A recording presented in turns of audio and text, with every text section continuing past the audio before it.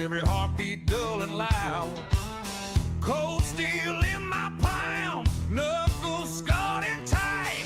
Line cuts through that black glass as I aim into the night. In the silence, trigger the strike, trigger the strike.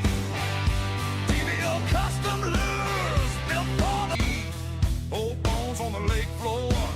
Something mean down there, never seen the bank before. I feed it one small sin, chrome flash, blood red eyes. Let that monster taste it, then I rip it to the sky. In the silence they're watching, every movement matters.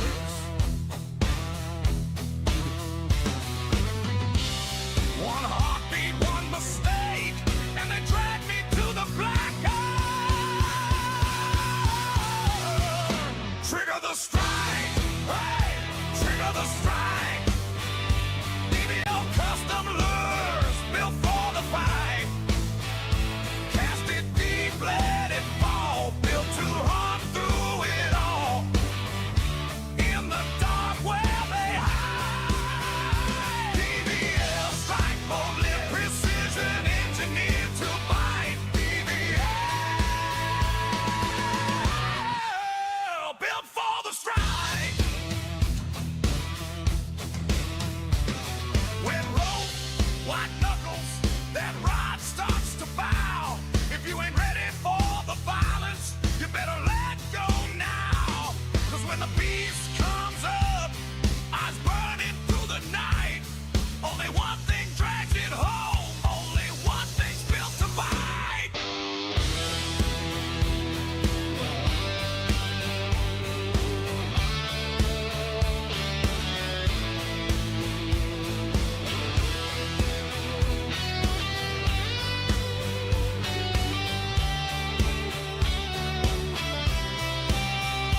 Trigger the strike, hey, trigger the strike.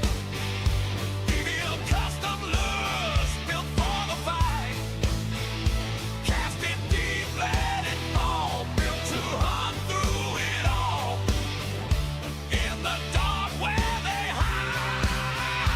DBL strike, bullet precision, engineered to bite. DBL built for the strike.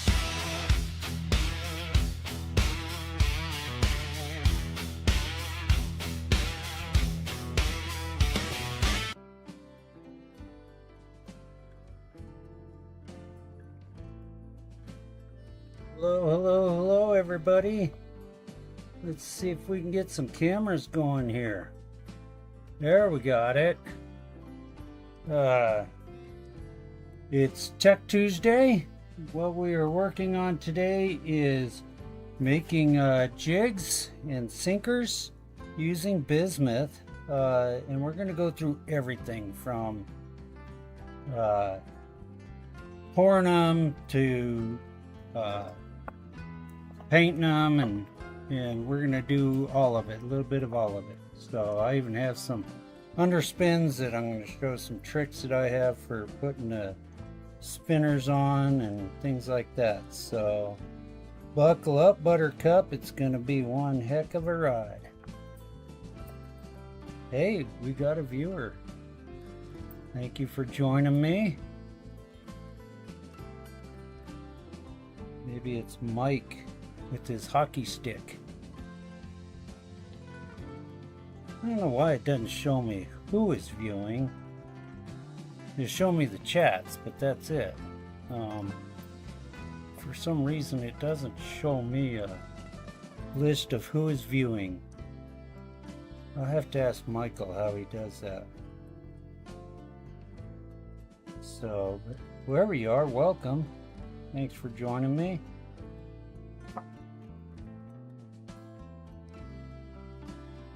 So, right now what I'm doing is I'm loading up a finesse.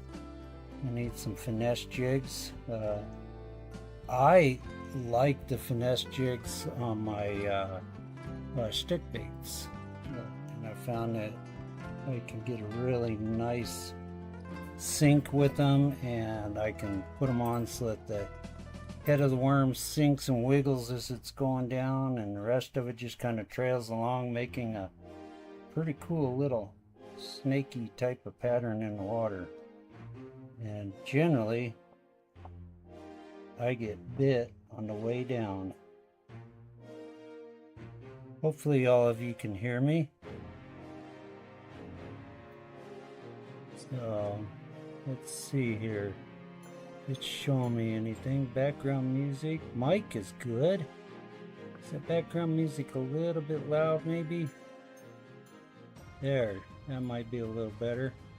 You need to tell me if something's not going right, or the music's too loud or too quiet or just right, or you hate the music or whatever. This is round head. I love round head jigs. I probably use round heads 80% of the time, but I never go by what they say. It says use a number 6 and a number 4, and generally I go with the 4 in that little one, and I go up from there. So I'll go 4 and then 2s and 1s. So the 1/32, I put a number 4 in because for the most part I want a very subtle presentation. So I want a nice light jig head.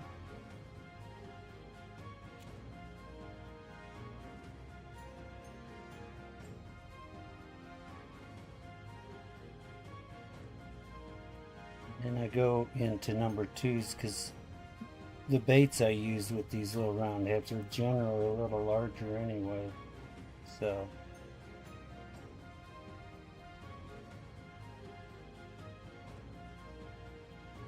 and we'll go to 1/aughts, 2/aughts.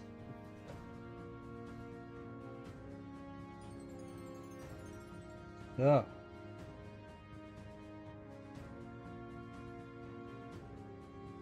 now, I think I mentioned that I am using bismuth, kind of a safer alternative than lead for now. I mean, if you got an upset stomach or diarrhea or gas or whatever it is, Pepto-Bismol is the way to go, and since it's made out of bismuth, it must be safe. So you can always hold your jigs in your mouth while you're tying them on or something, I guess, and it won't poison you like supposedly lead will. 1s, 2s, 3/aughts.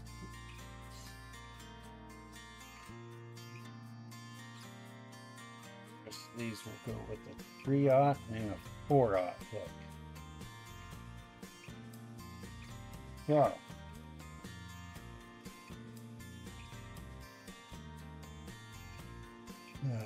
we're kind of getting a little bit of a reprieve here from the heat.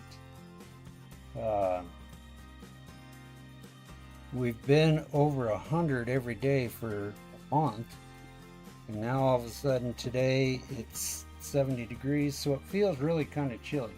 Now, one thing about pouring these, when you look at your mold, the nozzle of the mold, in other words, these holes, right, where the sprue is a very specific radius and design, and it's made so that you hold your mold at a slight angle pointing down away from you, okay? And then you start on the low end and you work your way up. That way, when the lead over pours, it flows over. Okay, so if I over poured this one, it'll pour into that one that's already poured. It won't back up. The other thing to know about this radius that's in here is it's the exact radius of the nozzle on most lead pots. So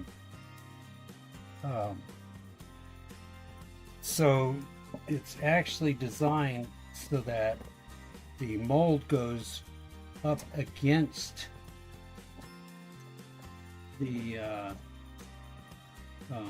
nozzle, and that way it kind of force pours your lead down into there. Now, if I've done everything right, these will come out really clean, and as you can see, they are very shiny and very nice and smooth. I preheat my molds. So, I got one that didn't pour right. We'll put the hook back in and hit that one real quick.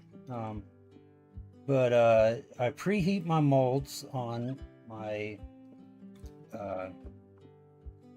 hot plate that you use for like open pours. And by doing that, the lead flows a little easier. In this case, the bismuth, which pours kind of the same as lead, a little bit lower temperature, but it works. So we will set these hooks back up in here.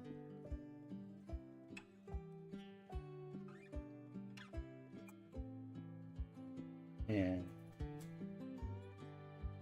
run another round. So I use the 3/0, and then I go to my 2/0.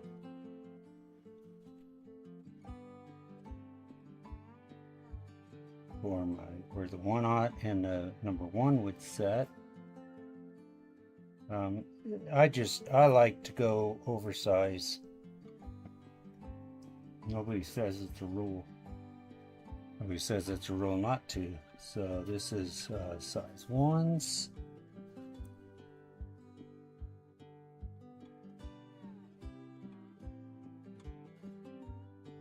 But what I found is like this little 1/32 ounce with a number 2 hook in it is almost too small for a 2-inch crappie slayer. But if you put the number 1 hook or 1/0 hook in there, it's about perfect for that little crappie slayer. So we'll hit this one again.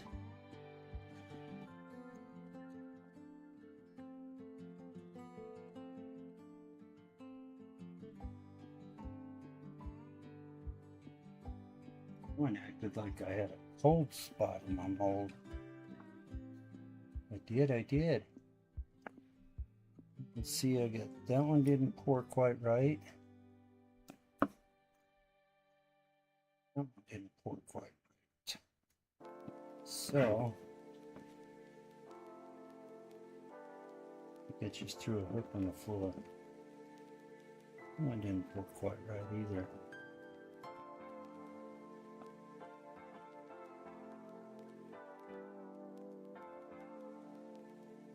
These look okay.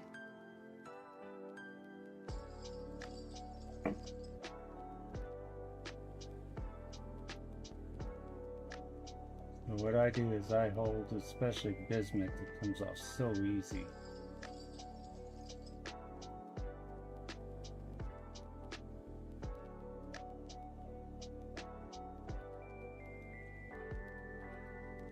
Just drop that hook right back in there.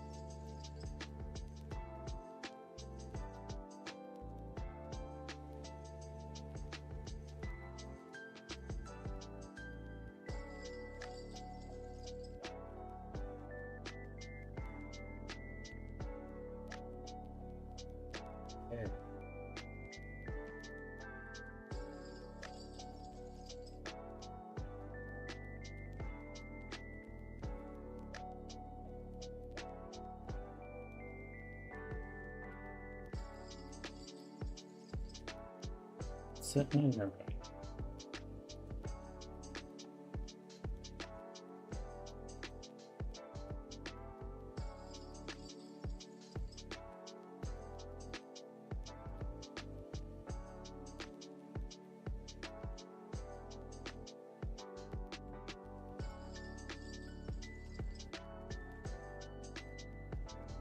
Alright, it in the hole the first time.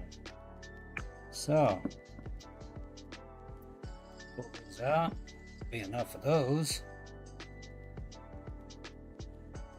Oh, I need a few of these. Midwest Finesse.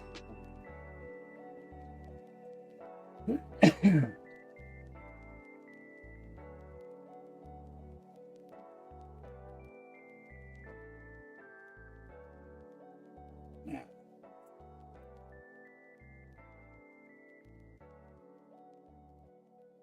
get there. Beautiful does that get?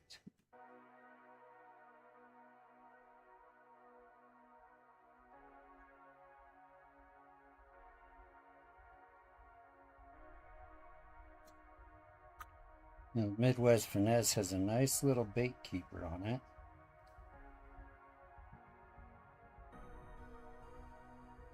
Holy mackerel.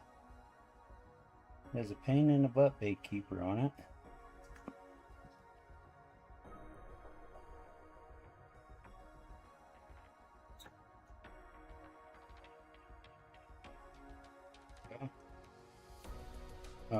You definitely don't want to pull on that bait keeper at all. So, yeah, we got a joiner here. Do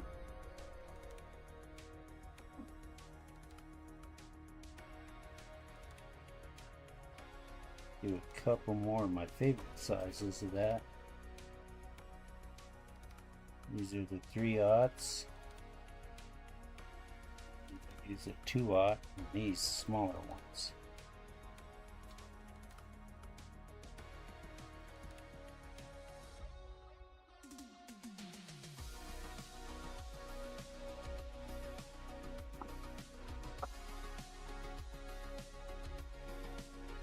Alright, got somebody with us here. Welcome, welcome. Hopefully it's the chat and everything is working. I've experienced problems with that through this OBS.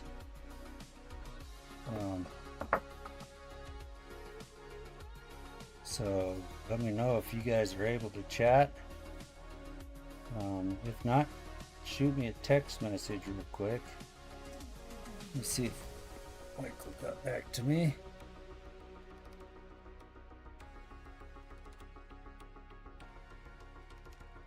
Got ice out there?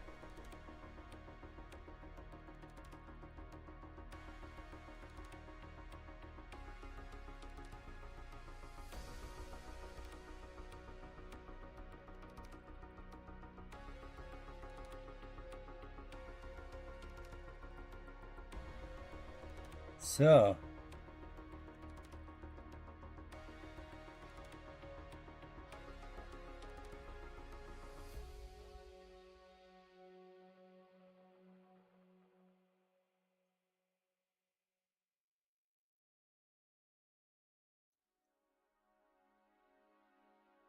okay.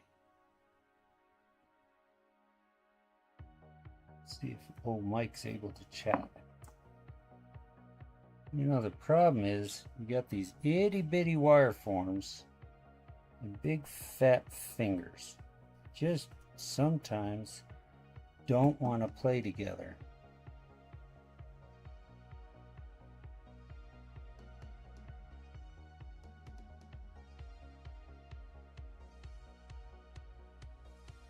That's why I often find it's fastest and easiest to simply do one size at a time.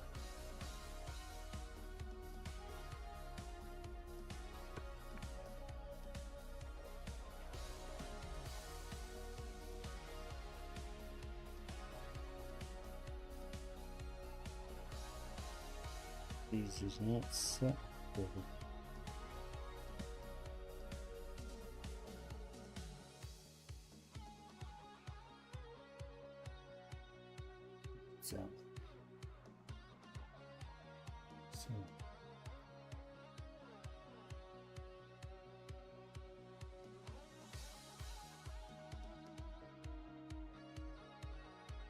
reason.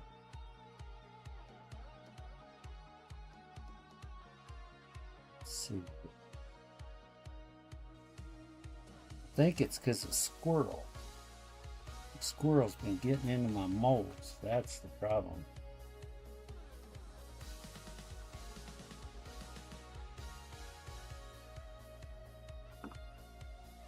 There, we got it. Okay.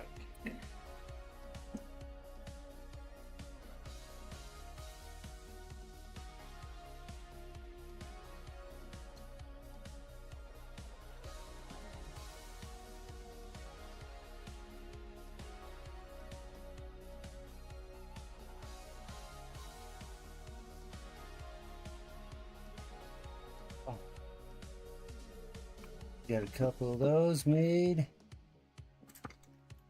A couple of the others made. 8 of those.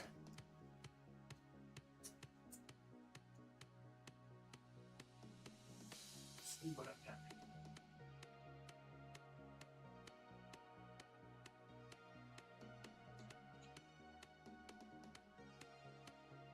Spinner jigs.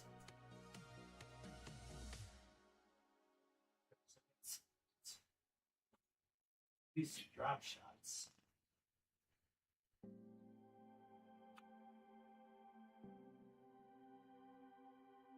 Okay, I'm not seeing where you guys are chatting at all.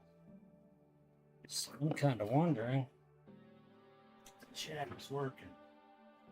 It says open studio. Let's see what that does. YouTube Creator Studio.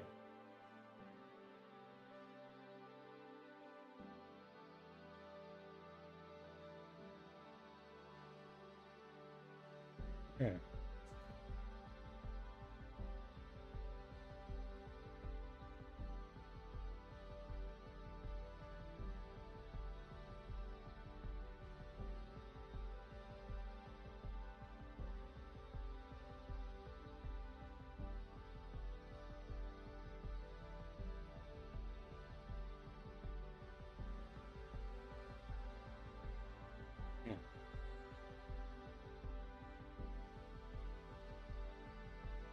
That looks pretty close to what I already have.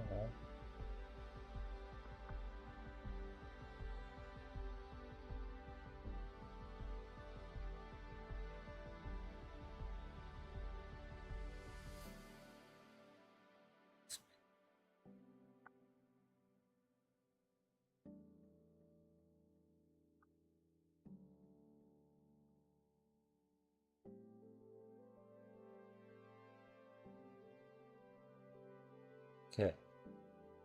Well, it's not telling me much. So, let's see what else this offers.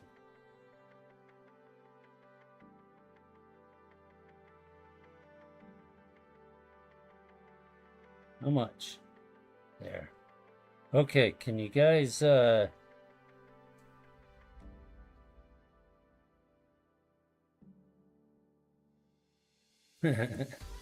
Mike can't tell time, I guess.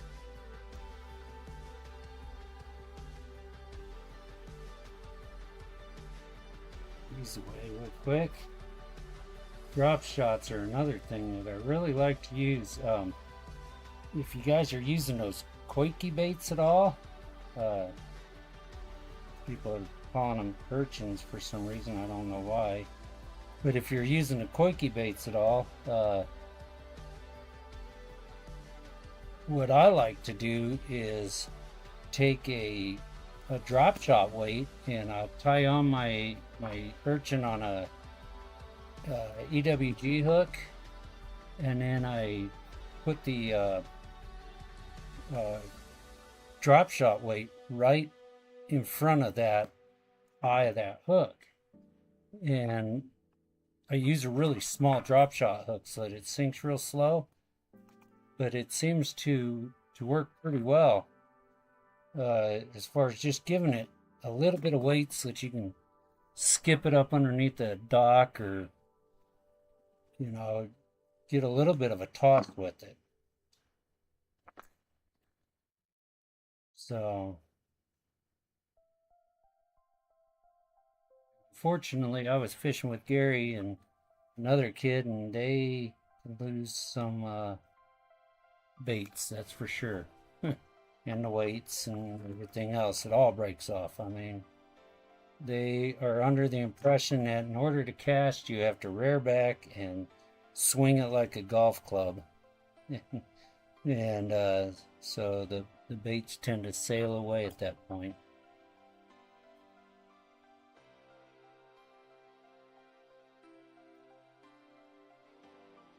So, see if Michael.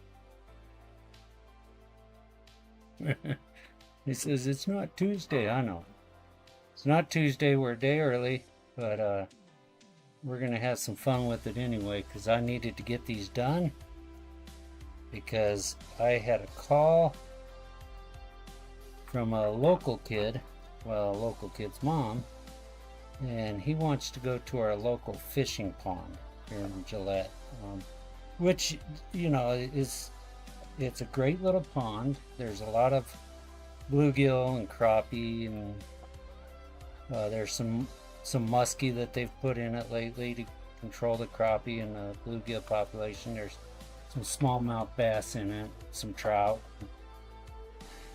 Game and Fish keeps it pretty well loaded up with fish, so you know, I take them out there for a couple hours and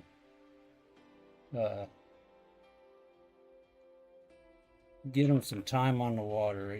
I've had him several times, and he's only good for an hour or two, but he sure has fun in that hour or two. So you don't dare take him to a lake that's any further away, because he'll lose interest on the way there.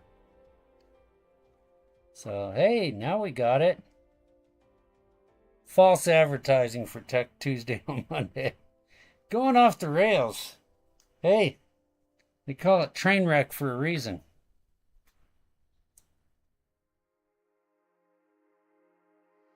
No, I haven't gotten the strolling one. It was supposed to be here today, but you know, it gets later and later, and UPS hasn't come yet. So, it was, you know, it seems to me that they UPS here, for some reason, they say it's going to be here Monday, and you'll be lucky if it's there on Tuesday. So yeah, we'll do this again tomorrow, but I needed to get a few done so that I could take the kid fishing in the morning. So, and this is bismuth. I'm not shooting lead here. So Fishman.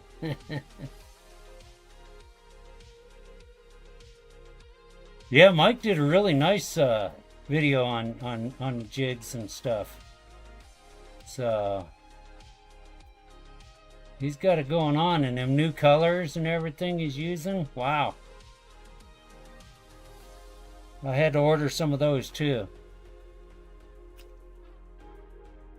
So yeah, thanks Mike, you're costing me money.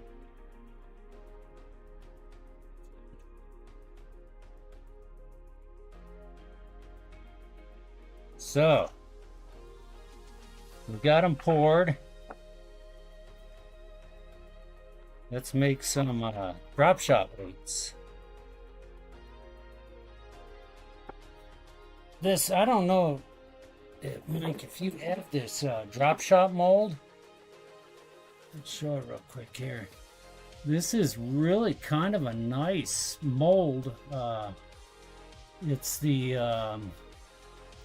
FDS 8A is the one that I have. Turn it around so that you can read it.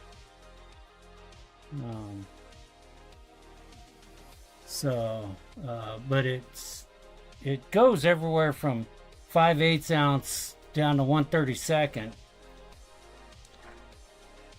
Typically, all I ever use is like there's 3/16, 1/8, 1/16, and 1/32. And even at that, I find that 3/16 is pretty heavy.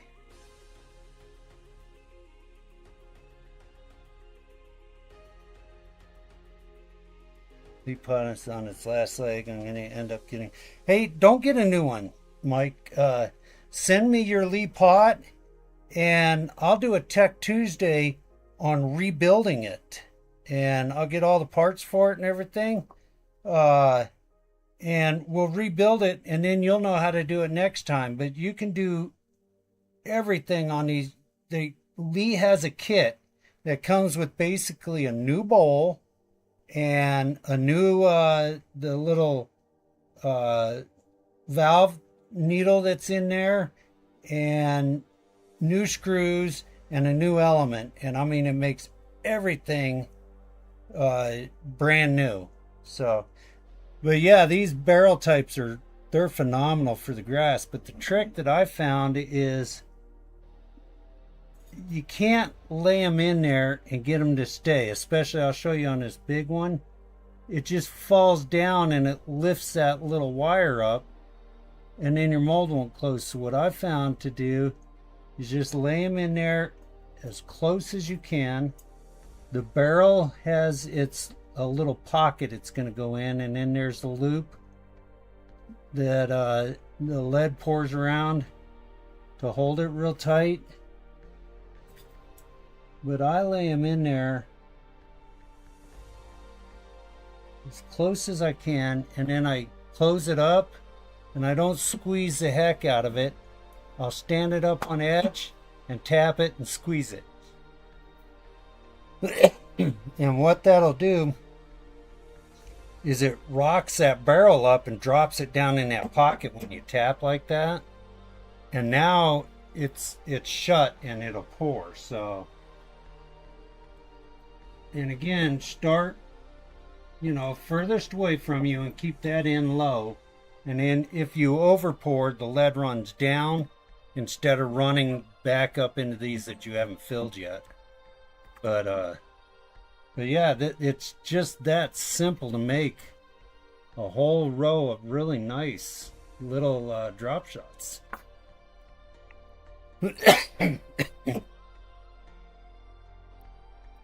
So,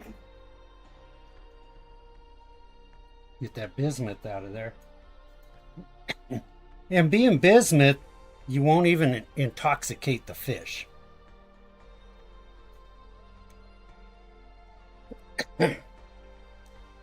Well worth the money. And yeah, fish man, this barrel type in the grass and stuff, it drags through so nice. And then all I do is like when I put those urchin baits on, I'll take and loop my line and I'll feed it up through this little the little loop here. Grab one of these. So I loop my line over, I feed it up through here like that, and then I take that loop and I drop it over and I pull back on it so that the hook, the eye of the hook ends up right there.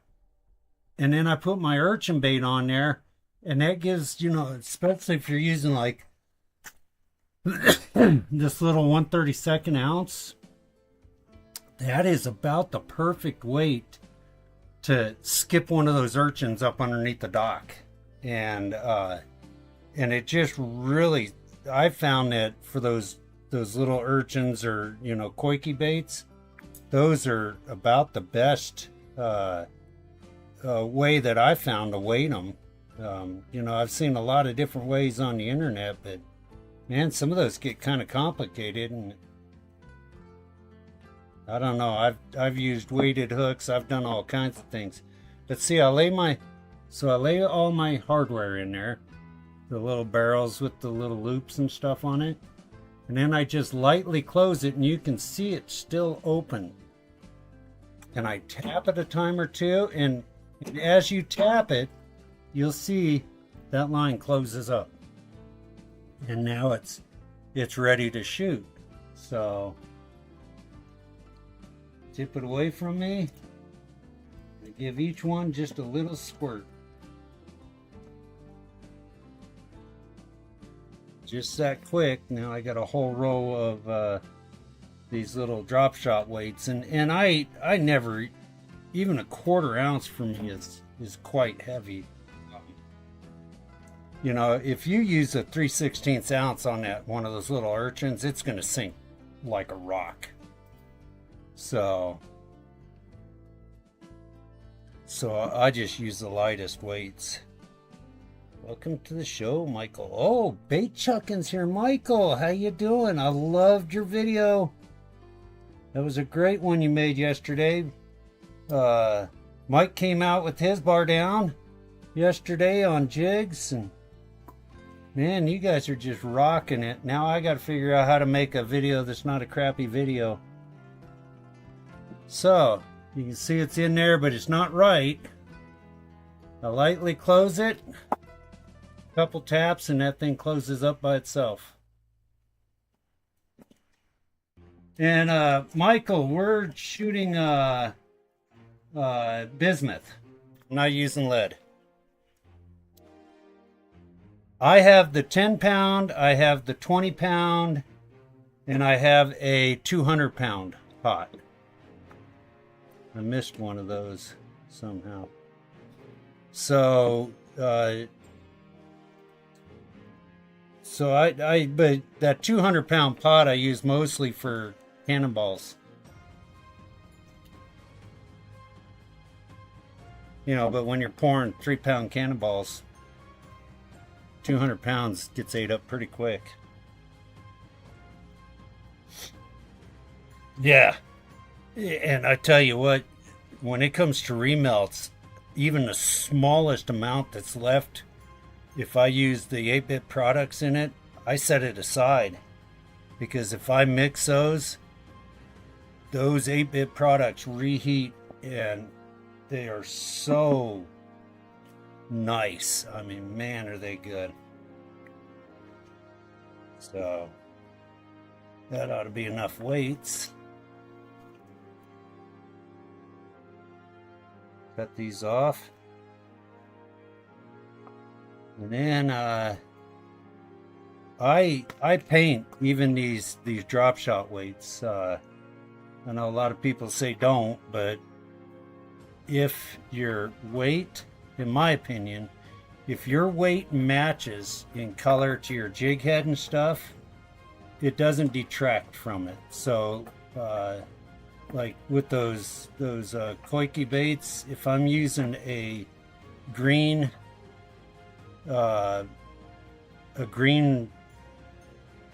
koiki, I'll use a green weight on it.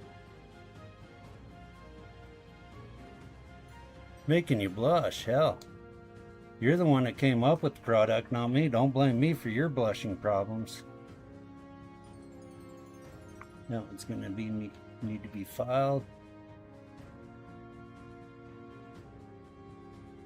Yeah, because I've used, you know, like a lot of the Barlow's glitters and stuff, and when you reheat them, I think they get dull.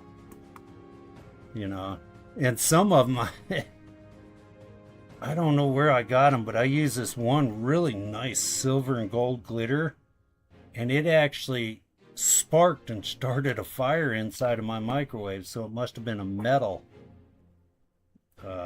It must have been using like aluminum foil or something. It was crazy.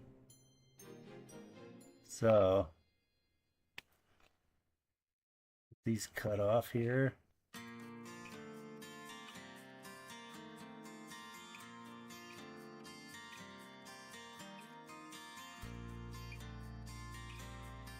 Shut this off. Here, filey. Knifey works too. I better not shake that. I'll end up blooding all over the place. It's only a couple that need it anyway. That's the other thing about bismuth. I found that bismuth requires less filing than lead.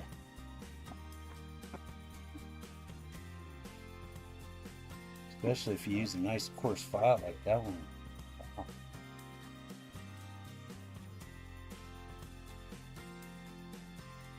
Well, that's a big enough file.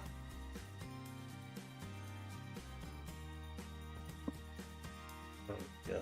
Close enough.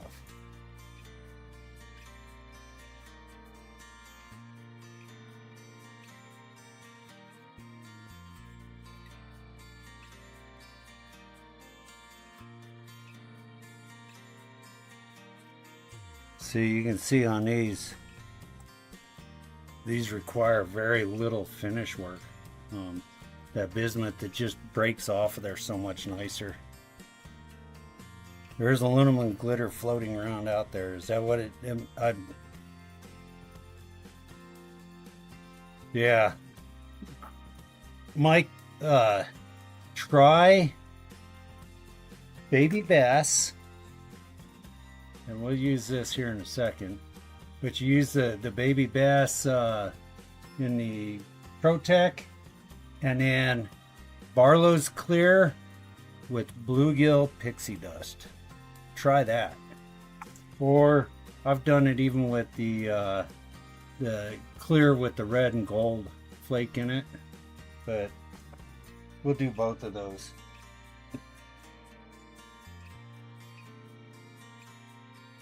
Some toys here.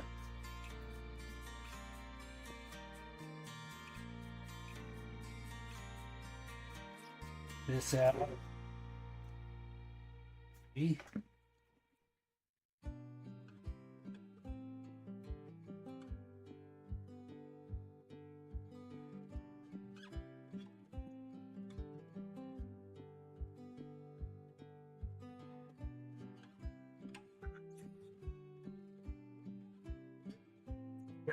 Boards everywhere.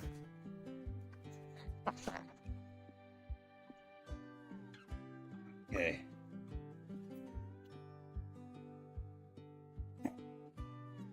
Powder paint even the drop shot weights sometimes because gluing fish will chase the weight. Yeah. I've had a lot of people say don't paint it because the fish will chase it. But if they're going to chase that weight, the very next thing in line is that jig.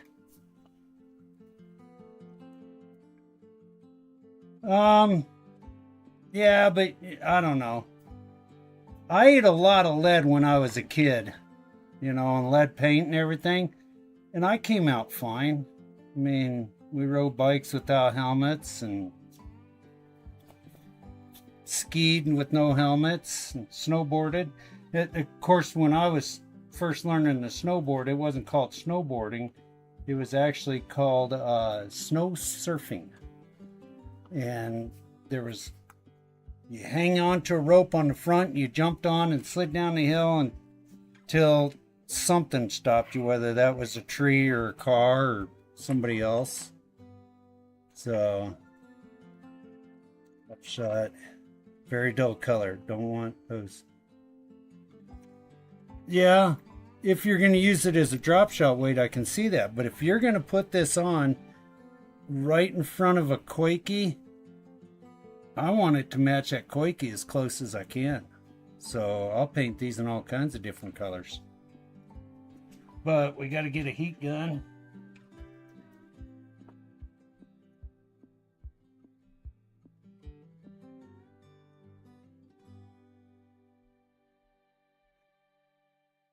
And better turn that way down. I think I had it turned up for the putting the heat shrink tubing on.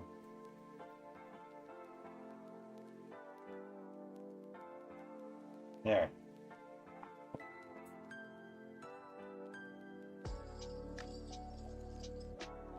Nice and toasty. So, what do we start out with? Pixie dust, right? So I just roll it around. You can get these jars at Hobby Lobby. They're $1.30 for these little jars. They're kind of nice. You know, being brown, the sun won't affect your colors as bad. If you put a color in that's sensitive, plus it comes with this inner cap. And I kind of like that inner cap, but pour that in there.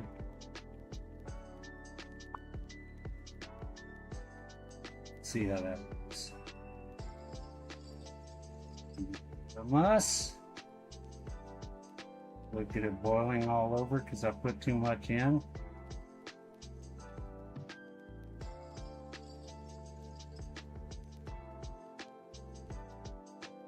There we go. Put the lid on there so that I don't spill it. That's pixie dust. That stuff's like gold.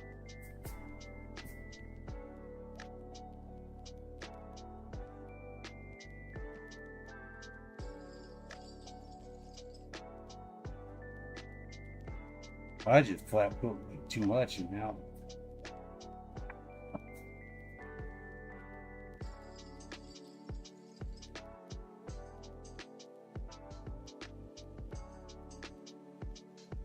Oh, that's more gooder.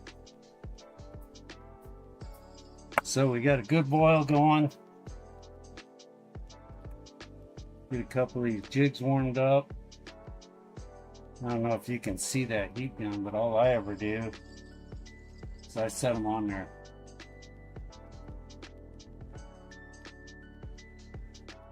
Once they start warming up, I'll pull one off, put one on.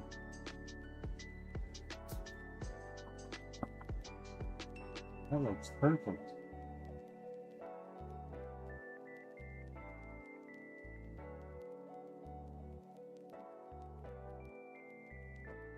Now, see how nice that looks? Watch this. Up a little bit.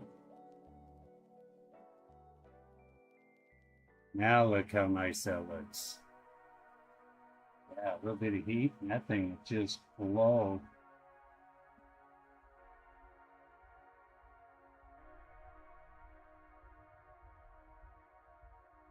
Yeah.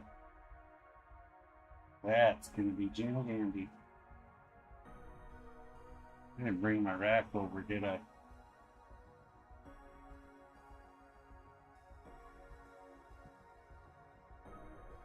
So, come off, it'll go in there, tap it off, it'll go in there, and wow. The big difference.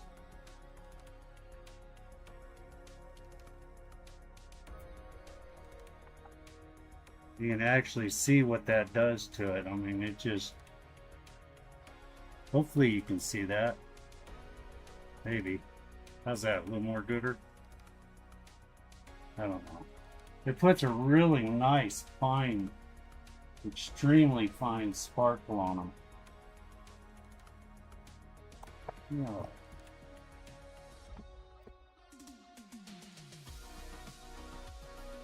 So, in the same way with these, I just lay these on there, start letting them warm up. The problem with those is I can't get my fat fingers in there to dip them.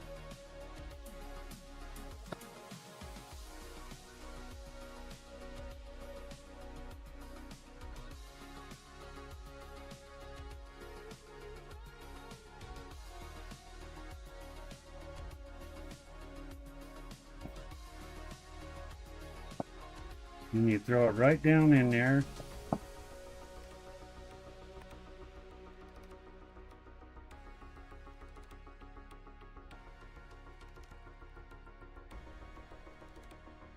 I had a pair of forceps up here somewhere.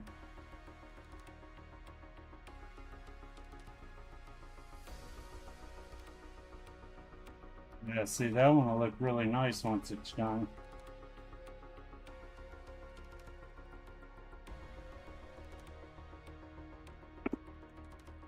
These might work.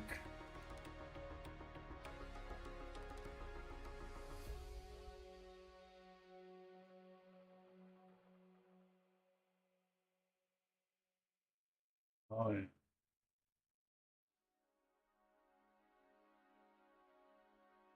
Let me see if I can't plug in this light. Maybe this light will show it.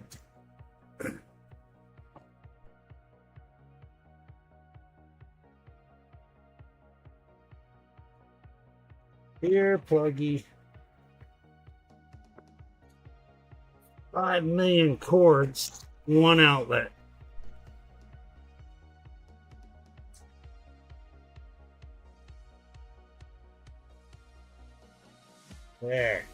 There, that's better, huh?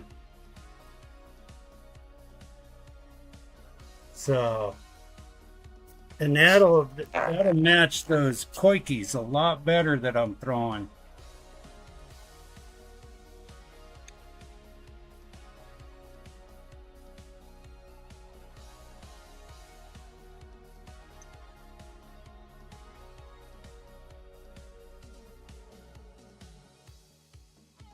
Really nice. Hopefully you can see that. There. Now it focuses on my hand and nothing else.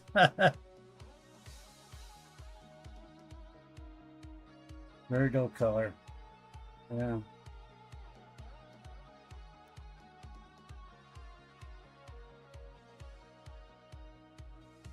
Well, you gotta get your fingers all covered in this stuff, don't you? I mean, it wouldn't be any fun otherwise.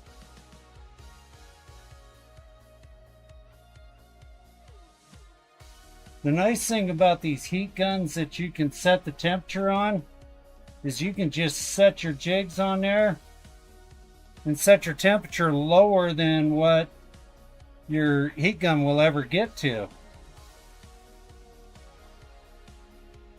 Or what your melting point will ever be. So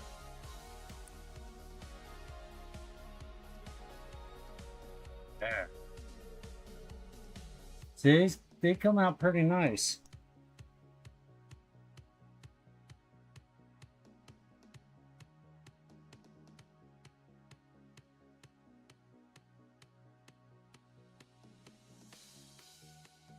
Then you go really fast.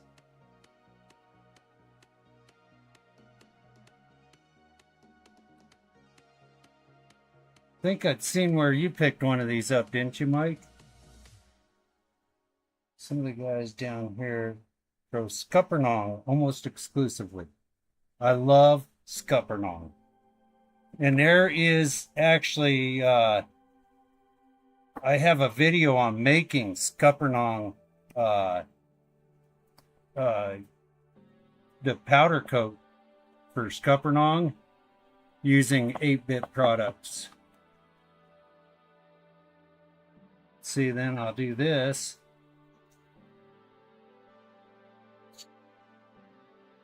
That thing's ready to go for the next one. But I wanted a couple that were this green with this is red and gold flake. And then I just shake it up to get the flake mix back in. I don't like these jars quite as well, but the brown ones I think are a better jar. And they're the same price.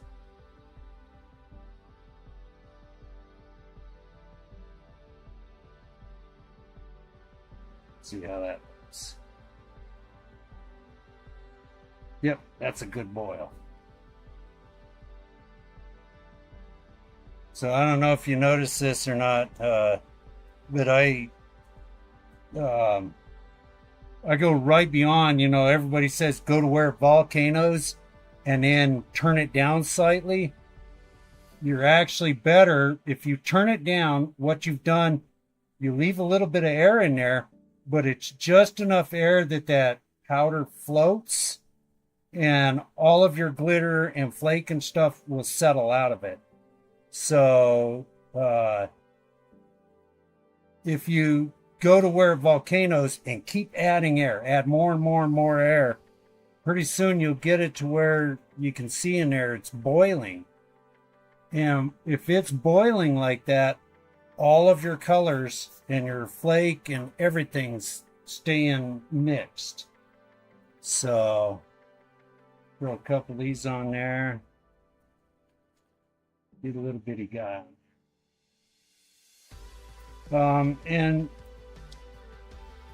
sometimes I will put heat shrink tubing on. Sometimes I don't, you know, because if you're boiling like that, the coating you're going to get is so thin that it won't block off the eyelets of your hook, so you don't really have to worry about it too much. So, but we'll do that. Get a little bit of that gloss going, and we'll go right into there. And then you can see that has just the tiniest hint of red and gold sparkle to it. And sometimes that tiny little hint makes a big difference. To be honest, I really think the pixie dust makes a better coating. It tends to it's so fine that it will let me warm that back up. You get a better coverage with it, and it stays suspended in the clear powder better. Yeah, I want a little bit more on there. So see, that was 3 dips, and my eyelet is still open so that I can still tie through that. So, yeah, and if we compare, here, I'll pull this one off and throw the net on there. Now this is the red and black glitter in here is the Barlow's 0.007 flake, and you can just barely, I mean, you can see it, it's on there, but it's not near as nice as what this net will be. If I can get that off my fingers. And we'll compare the two here.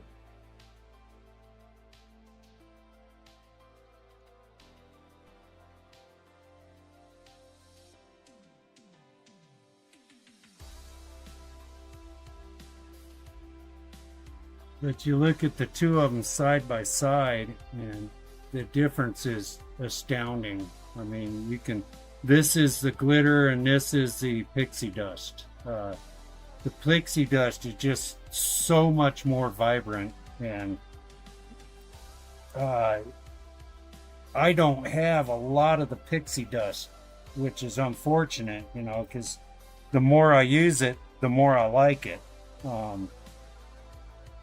And I think it does better, especially when you're powder coating. And I like to use it when I'm doing epoxy on wooden baits. I'll put the pixie dust in that epoxy. So even the dirtier water, I think the pixie dust shows up better because it's more brilliant. I mean, it holds the color stronger than what glitter will. And I'm not sure what the pixie dust is. Michael, you can probably tell us. Isn't it that silicate base or something? Whatever it is, I know it's 100 times brighter than glitter. You know a guy, huh?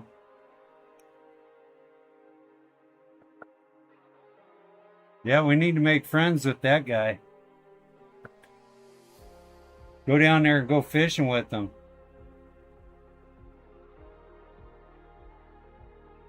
Yes, that almost takes 2 dips just to get the glitter to show up, really.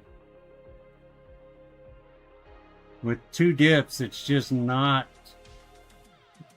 near as vibrant as a single dip of the pixie dust.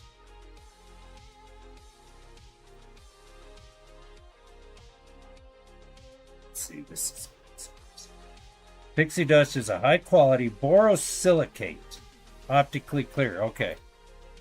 And that's probably why it refracts the light, especially with those dark bases. So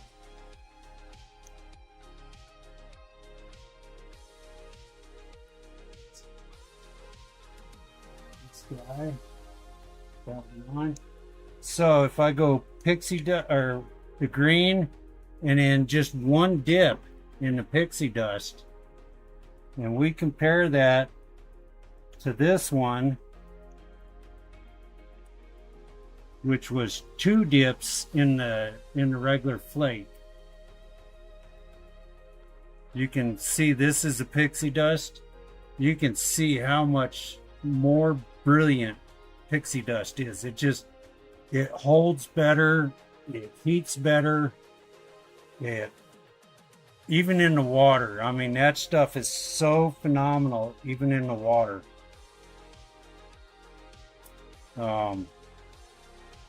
It's just, I was using this, I'll have to post some pictures, but every fish that I caught with Gary and that other kid, every one of them were the pixie dust, or were they had an 8-bit product of some sort in the things. And I tried glitter. I tried these jig heads with the glitter on them and didn't get a single bite. But the jig heads and the baits that had the 8-bit products in it, they just were absolutely, the fish were crazy for them. So we'll do a couple of these jig heads. Pull this off, set it over here. This is my supercalifragilistic. So we'll put the pixie dust in here.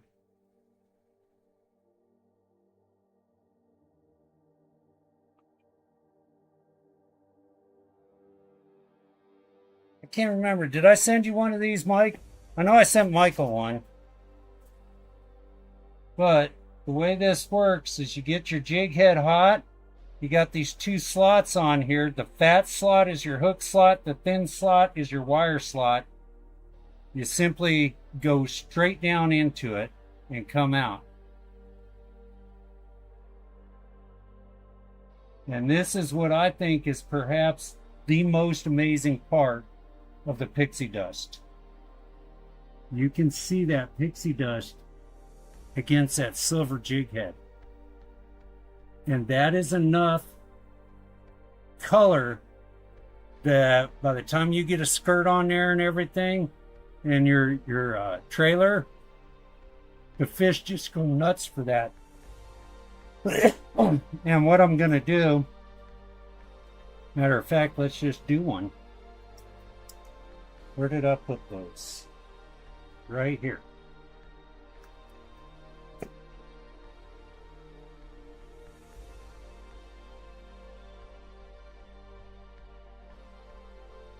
So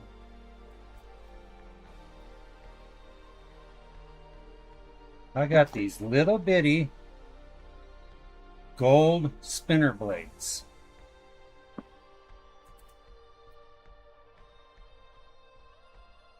And here's what I do with them. I feed them onto a hook, mainly because I'm a wimp. Get them good and hot. And then I dip them, tap them off, warm them back up.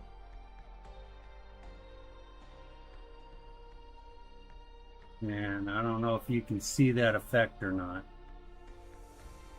me get my light over here. I hope it's stuck to my hook. I know a better way to show this off.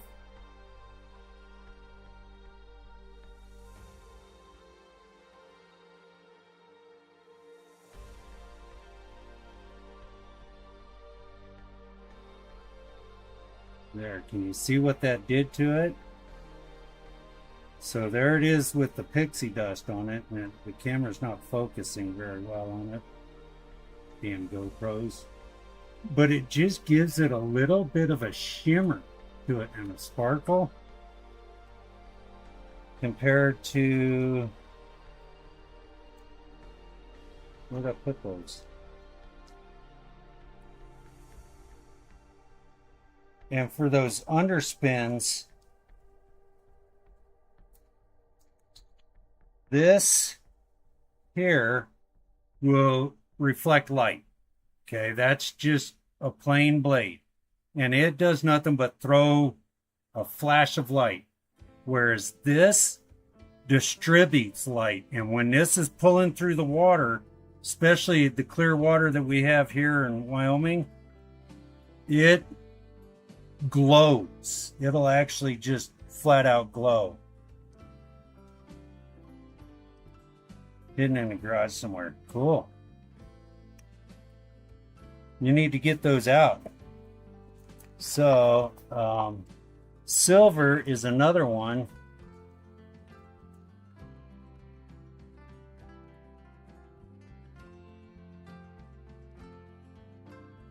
So, there's my silver blade. And if you buy the cheap steel ones, they don't have a very good finish on them, so they take paint really well. We'll paint it green.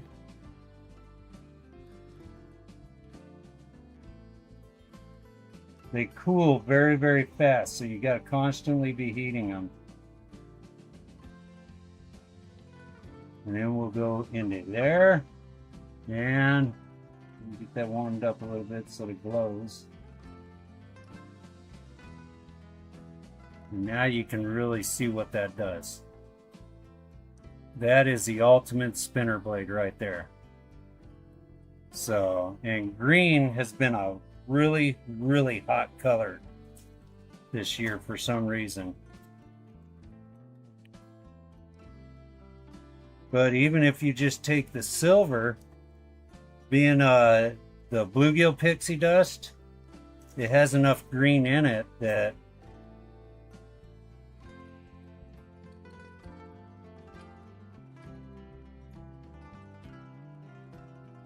they're good and warm.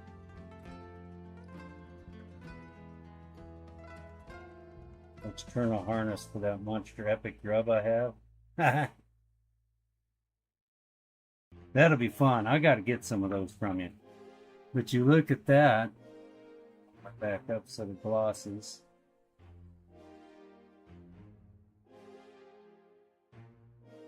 But you look at that now, and that is a whole lot different blade than that one. You can really see the difference on them. And that pixie dust refracts light so well, it just throws it everywhere. Welcome to the show, Steve. I'm buzzing, huh? We're painting. It's not really paint, it's powder coat. But I want to do a couple of these green ones.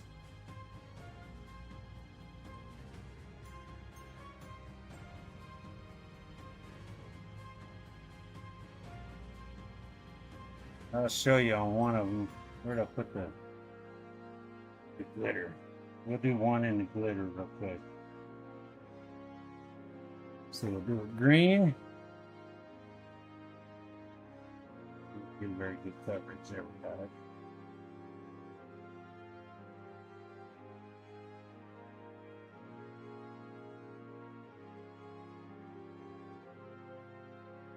Go back to where it's good and hot. Go into our glitter.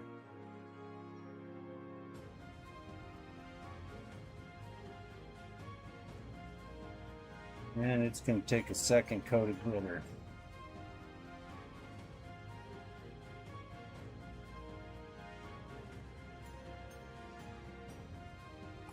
But when we compare these, you can definitely see a huge difference. This one's pixie dust. This one on the forceps is a glitter. I mean, it's nice, but it's not pixie dust nice. So, yeah, I definitely will be investing in more pixie dust. Need to just get a whole collection of it. So we'll do a couple more jigs.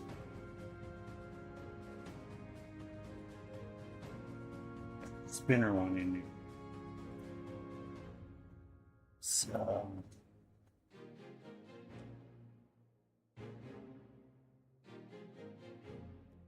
well, now I did pixie dust my granddaughter. My granddaughter, she's 3, and just loves the fact that Grandpa will mix glitter in with clear fingernail polish and do her fingernails and toenails. And so one day, she was doing here in Gillette, they have a father-daughter ball type of thing with the crawdad boil. And so she was going to that with her dad. And so I pixie dust her fingernails and toenails for her.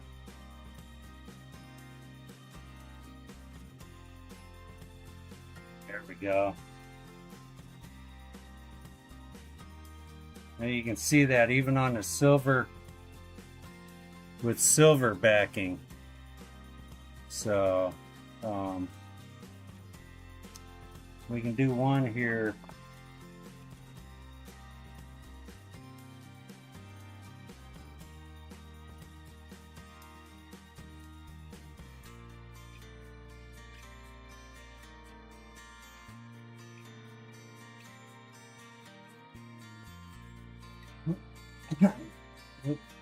Get the bottom part of that deal. We're gonna do a make it fair, right?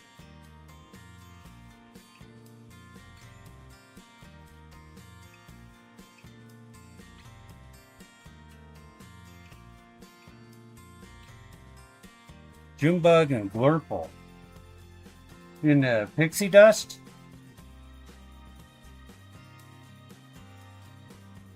I think I have Junebug. I'll have to see.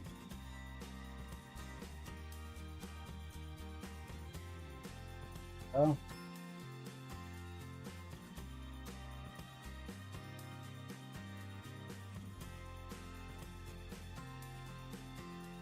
You can see just how phenomenal that pixie dust makes all the difference in the world.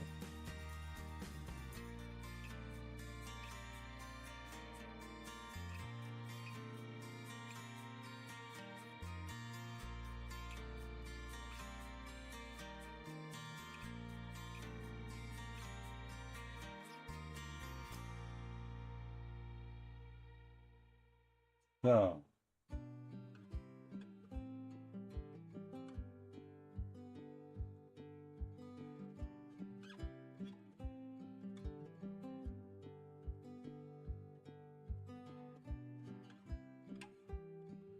yeah, that just, man, I love pixie dust. The pixie dust, I'll bet it is, because that pixie dust is probably one of the best things you can add to baits and jigs and paint. And I'm building a rod right now, and I'm gonna mix the pixie dust in the epoxy for the threads. So Borealis and motor oil to the moon dust. Wow, that'll be sweet. And I'll let you guys in on a little secret. I'm building an air vise, one of the little 12-inch ones, the little mini ones, for the Sparkle Queen. And the reason I'm building is because if you guys watch, it's the same as watching Mike when he shoots that great big Kirby mold. He's reaching way above his head and the molds are tipping all over. And one of these days, Mike's going to end up with a belly full of plastisol. And the Sparkle Queen is the same way. When she is shooting the molds, even they're in the clamps and everything, but she's reaching so far above her head, everything's kind of off center, and it kind of wobbles and tweaks around and stuff. And so I started making her an air vise. And part of what I'm going to do on her air vise is I'm making these plates, and I'm going to, the outer plate will be anodized, but it'll have milled into it the shape of a crown, princess crown, right? And a plate behind it will epoxy coating, and I'm going to put the pixie dust inside that epoxy when I coat that, so that as you look through those milled out spots in that top plate, all you see is that pixie dust sparkling behind it. And I think it's going to come out with a really pretty cool effect. So it's going to be real sparkly. I mean, how could it not be sparkly when you get that? So, and I'm going to make the plate black before I put the epoxy coating on it. So it'll be a nice little vise for her, I think. And I'm sure Adam will get some use out of it.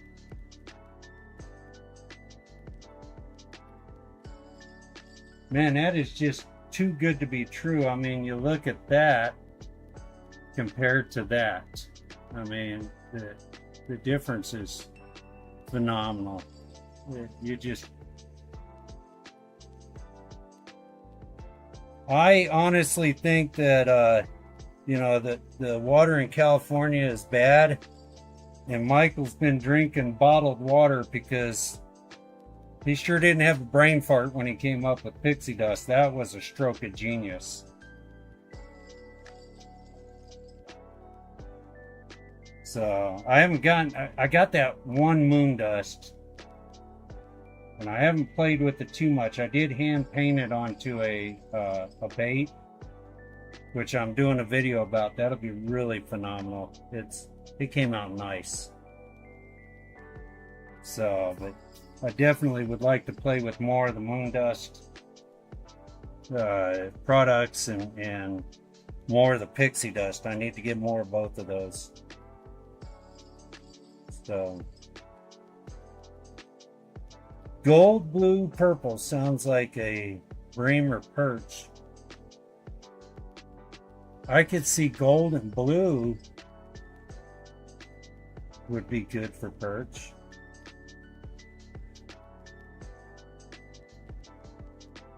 Wyoming, Minnesota, California, and I am in Texas. That says something about our hobby. Yeah. Well, do you ever watch Bait Chuckin's lives? I mean, he gets guys from Ireland and Germany and all over the world. So does Bar Down. Bar Down gets them from all over the world. But those guys put on some phenomenal... I mean, you got Chris Jones. He's the world's worst fisher. World's worst fishing. Maybe I should have called my channel World's Suckiest Videos or something.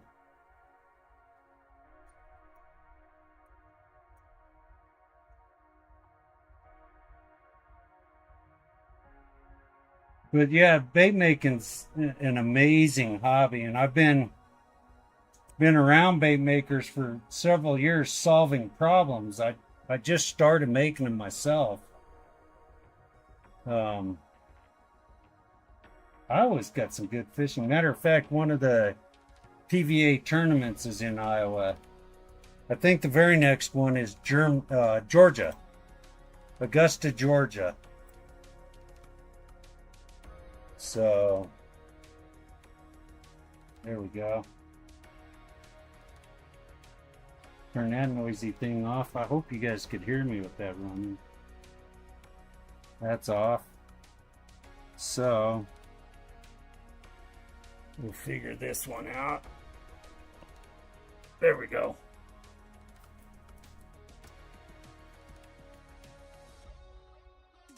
Don't spill my precious pixie dust.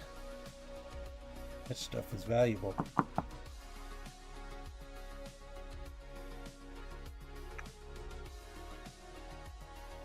Somebody ever ask what's in pixie dust, you just tell them gold leaf and silver nuggets.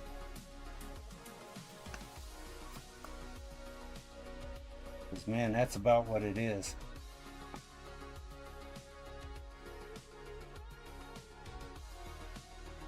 Group down by the Iowa border.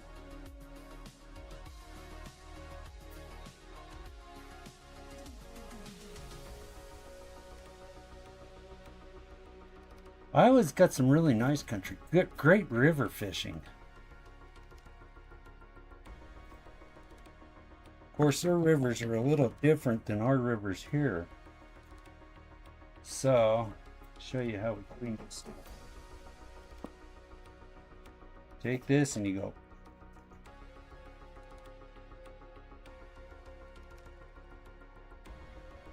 That's ready to blow out. And then there's a little bit of pixie dust on here, but that's okay.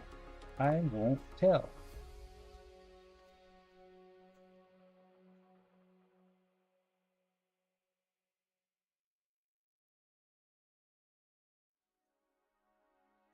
Bench is green. My hands are green.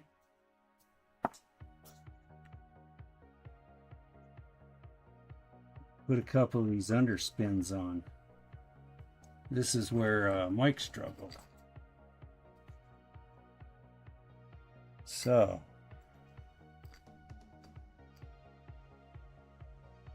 there's another one with that pixie dust, black with the pixie dust in it. Move my light, maybe you can see it better. There, that kind of helps, I guess. But it just, man, that bluegill pixie dust in these is just the right kind of green. So, getting my spinner thing here. We need one of these. There's my gold one.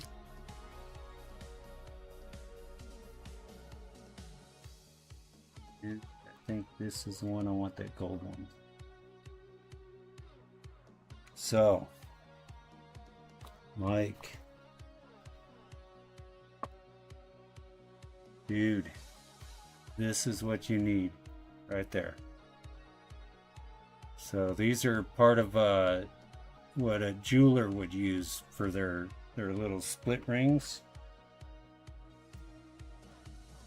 I even have any out here. I didn't even grab any, did I? Up to the drawer.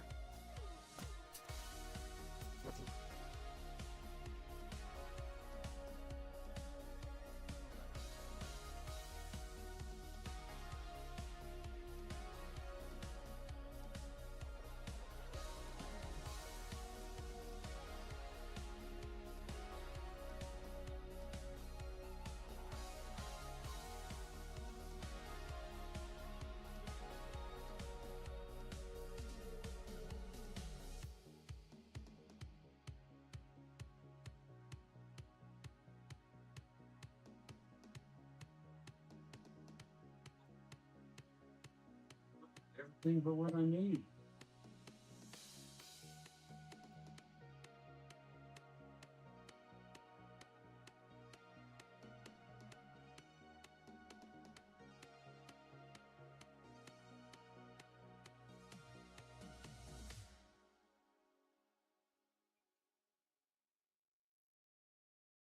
two.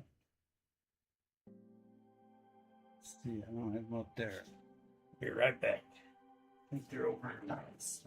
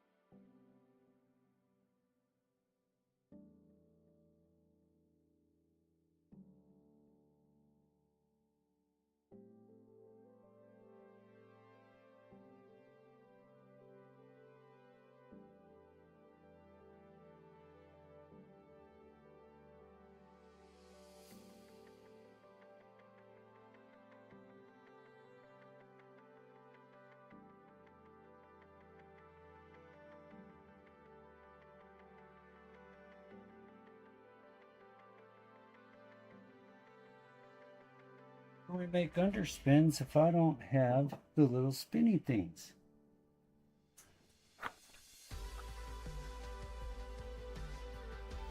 The problem is I have a son. And sons are terrible things to have around fishing gear. Yeah, I left the building. I got those. Let's see. Draw hooks.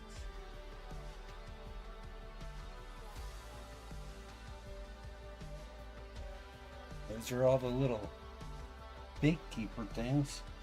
Miserable little things. So one of these bags had a bunch of those little split rings in it.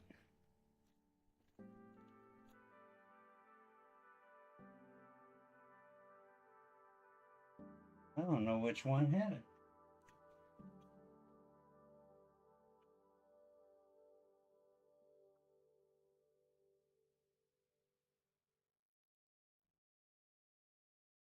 I knew Mike couldn't hide it from me that well.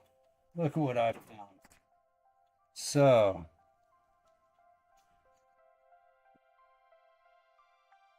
here we go. Itty bitty, teensy weensy split rings. And this little tool here will open these things up really easily. If you can hang on to them long enough to get them in the tool.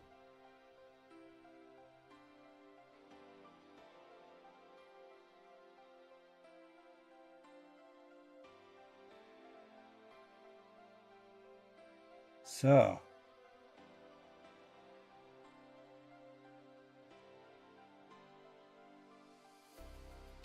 the problem with this, the one thing I don't like about this little tool is the way that the point is kind of set out over the end, which doesn't help much, but it will open those up just enough to get your spinner blade in there. And it holds it really nice. So at the same time you can get your little swivel in there. And then I use it to work everything around as well.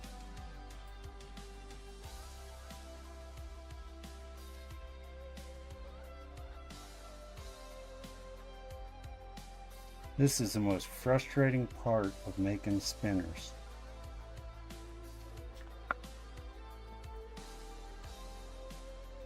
Especially if you got fat fingers.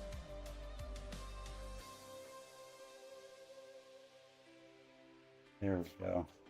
Now it's straight. It went crooked on me. It went rogue. What do you call that in hockey? Oh, blue line baits. Mr. Dave. Dave, did you check your t-shirt? Did it say you were Dave or were you somebody else today? I helped Dave figure out that he was Dave from Blue Line Baits, because I'm a helpful guy. I told him to write his name on the inside of his t-shirt, on the front side.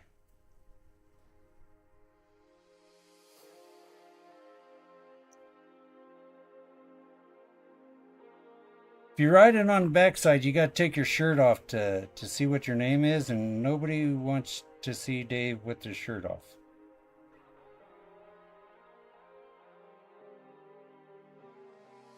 There, now we got them both started. So you can take this thing and work that around.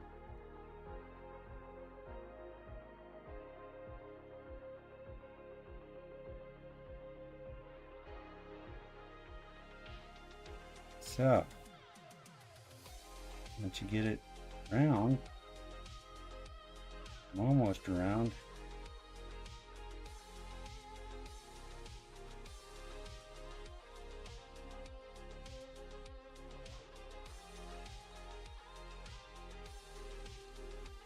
Tell you what, I almost like it better than that.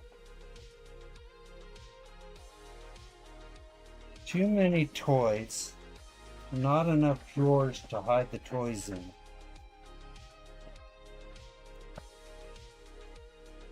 I'm gonna put them in one of these drawers.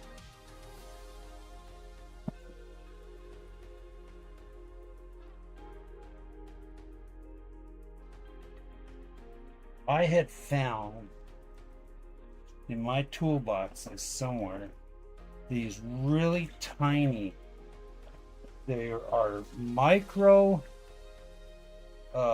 needle nose pliers, and what they're actually used for is setting computer chips into boards.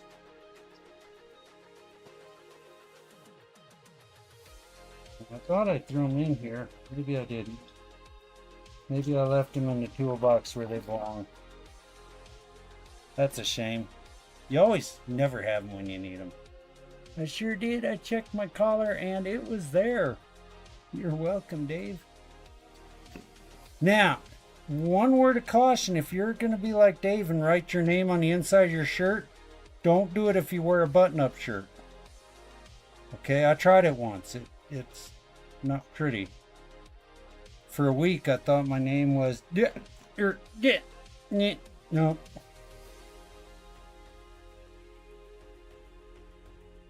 The last little micro. There we go. Now we got it. Then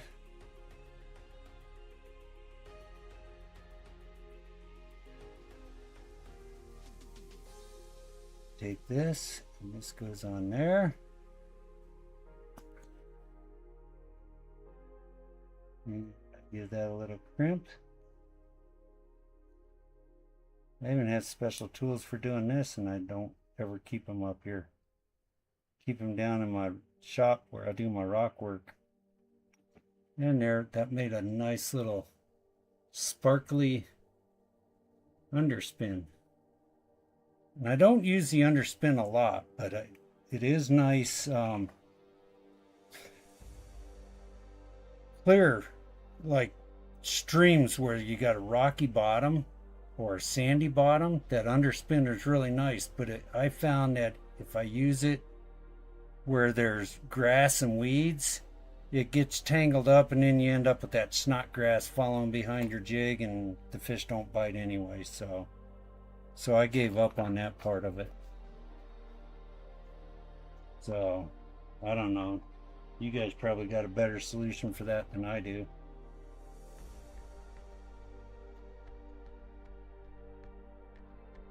Make one of these bigger ones here.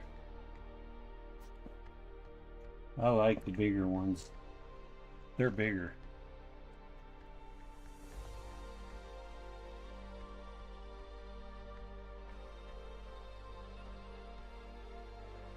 So these are nice. These are, you can get these little tools at Rio Grande. They basically sell, if you're a lapidariist, if you make jewelry and stuff, and rings and bracelets and necklaces and stuff, Rio Grande sells the equipment for that. So we'll get my spinner on there. We'll get my little blade on there. Start working it around.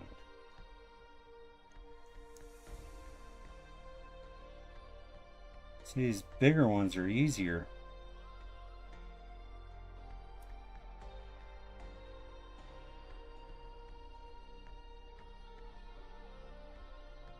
There. There. And give it a squish. Hey! How you doing, bud? Glad you could join me. We're making a mess.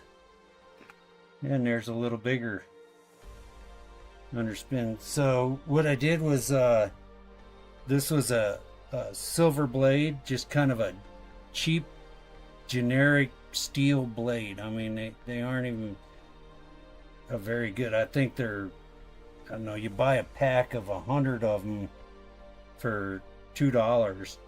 But then I dip it in my green powder coat, just same as my jig heads.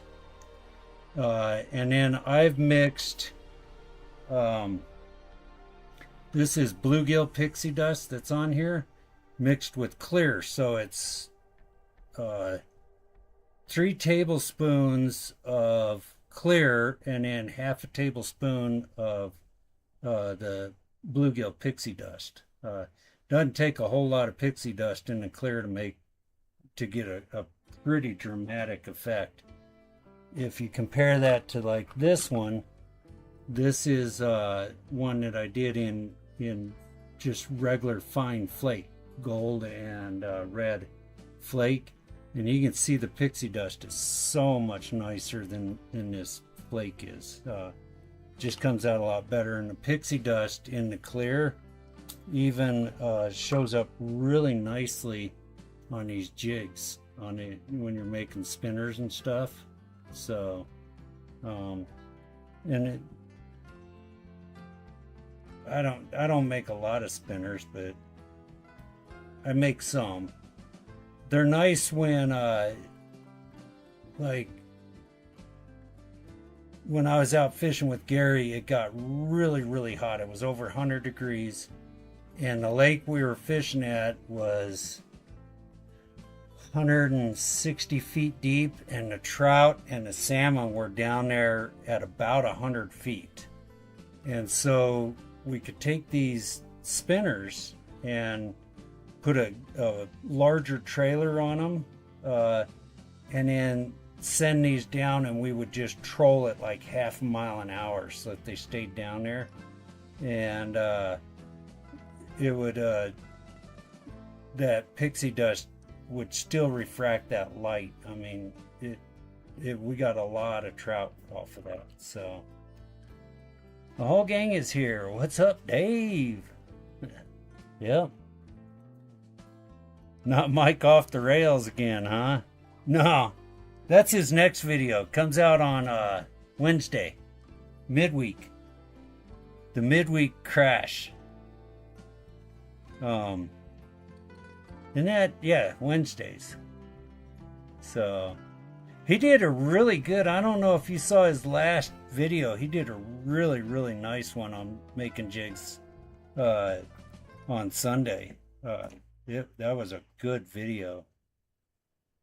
So, but we painted, I like to paint my drop shot weights, especially if I'm going to use them with a koiki. I don't know where the little ones went. No, I did some little bitty guys.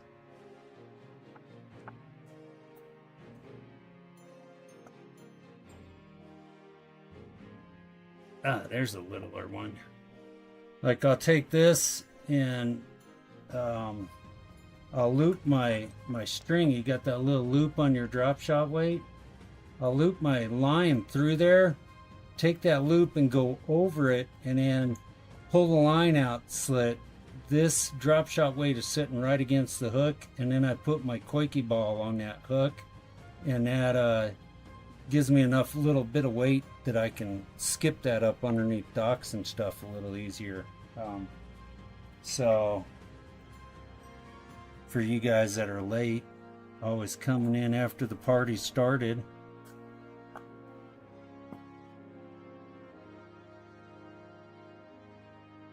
so usually that's bait chucking comes in real late, but Dave's here late.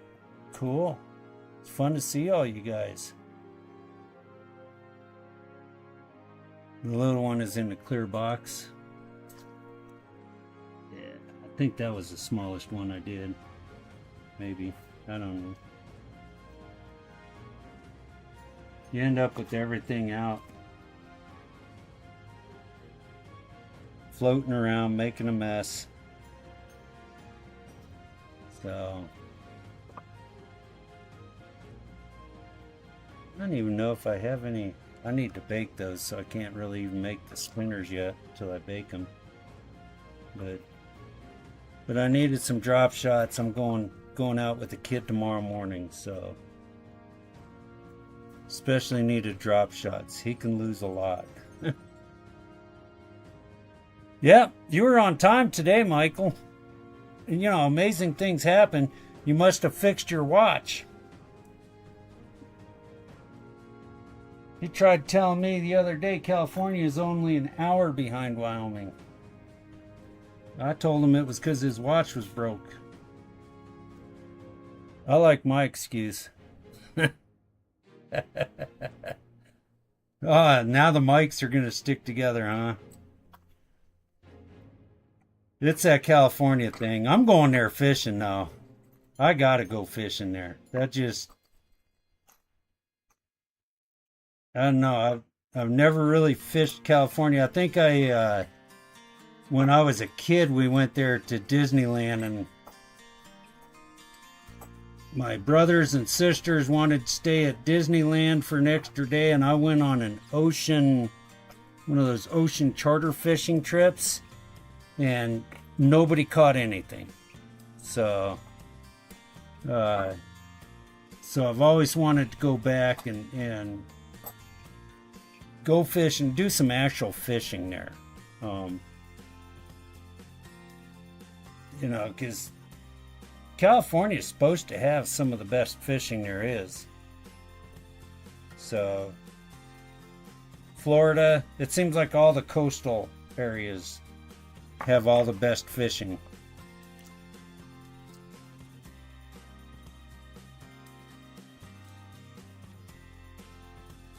I gotta bake my little blades. See how nice those come out when you do that with that pixie dust. And that's just on silver, so it's right on the metal. It comes out really, really nice. Just enough, and it's so down in the water. Those are so sparkly. I'll throw them in the rivers up here, and you know exactly where your jig is. You can't see the bait, but you'll see that blade spinning around. So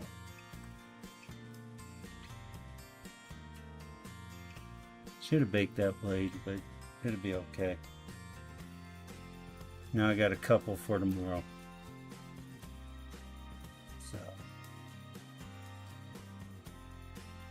Stringers from Clear Lake have been amazing last few years. Yeah.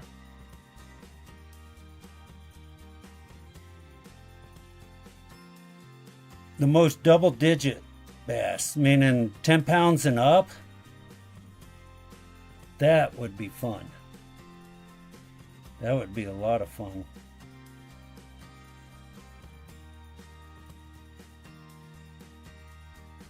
Big tournaments won't come out west because none of the pros want to haul their boats over.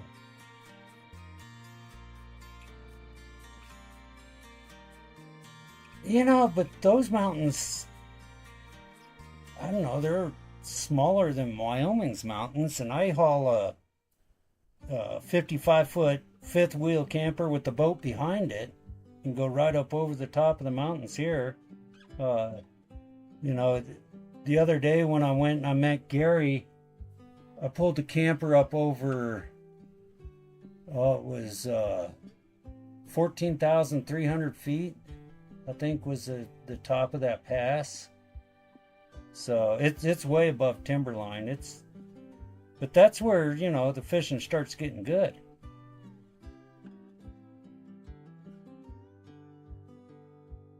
Mountain lakes and rivers in western North Carolina. Yeah, where was I? When I was in the Army, I was at Fort Dix, New Jersey. And I went out fishing, and it was good bass fishing and crappie fishing, big crappies. But one of them crappies come in with a water moccasin wrapped around it. Kind of ended my fishing. I didn't care for that. Tennessee and Missouri to be central. Yeah. I've been seeing a lot more tournaments down in Texas. They got one at the PVA has one coming up in, I think it's April or May. And that's at Lake Havasu. And that's the only one that I know of that's out in that direction. Oh, Jeffrey's in the house. Cool. Yeah, the Smokies are nice.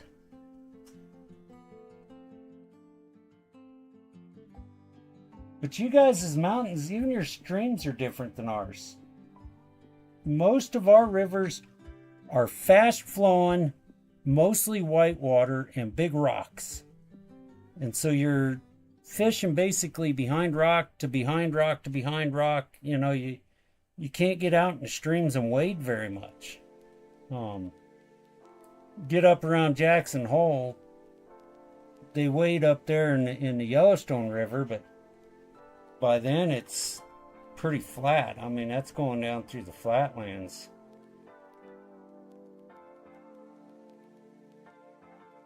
So I got to get with UWP. I got to get with you, man, and trade you out. I got some fossils I think you'll like. Found a Tyrannosaurus claw and tooth the other day. That was pretty cool. So we got a lot of fossils here in Wyoming. A lot of coprolite.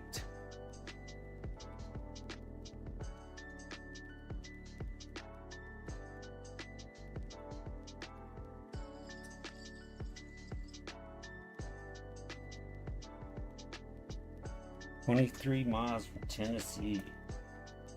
Yeah, but that's just another non-resident place to buy a license.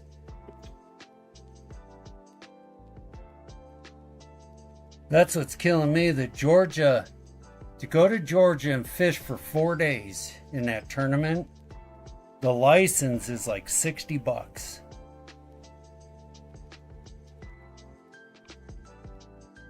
Water's over 90? Holy mackerel. I thought we were hot.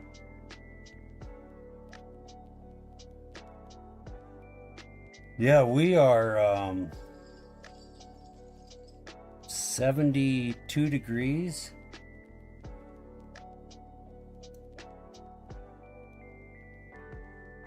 Yeah, I want to get some of the shark teeth from you. I'd seen some of your videos with your shark teeth on them. You got some cool shark teeth.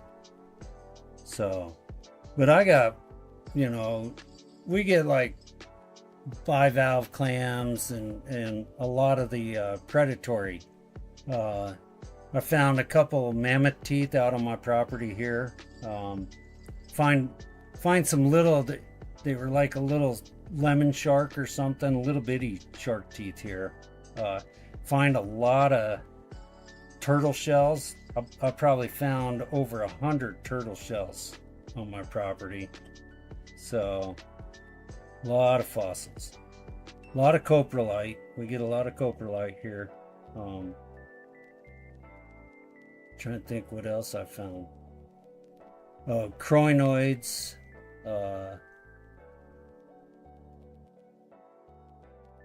We get, you know, some of the aquatic, but not very many bigger shark teeth or anything. Not only seeing, but holding some of the world's worst fishing swim baits. From Mr. Jones himself, huh?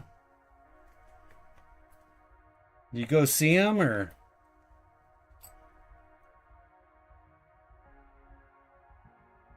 Yeah, we got a celebrity in the house. Michael's in here. He's a celebrity. We need to get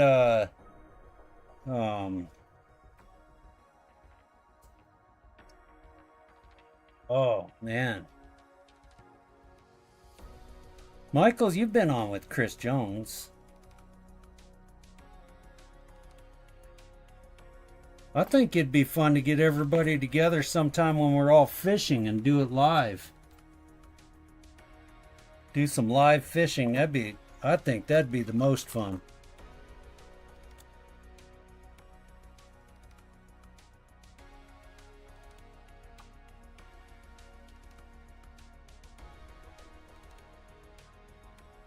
Yeah, get Adam on here. And be cool to get all of the mold makers together too. I think that'd be fun.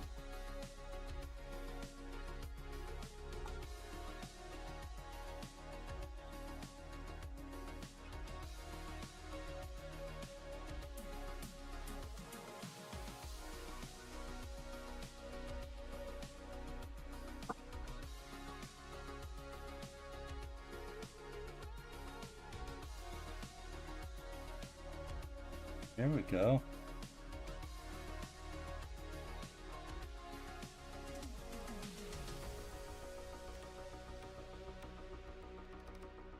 Yeah, Chris does some amazing the hand pours. Man, I'd love to have just a tenth of his talent. That man is phenomenal on them hand pours. His mind just works that way. My mind just doesn't work. That's the biggest problem.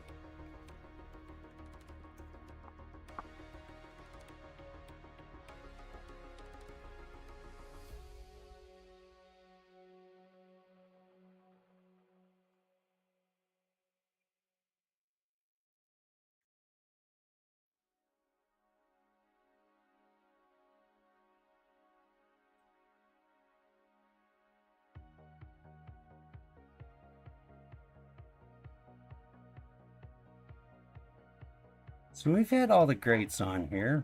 UWP and Bar Down and Bait Chuckin' and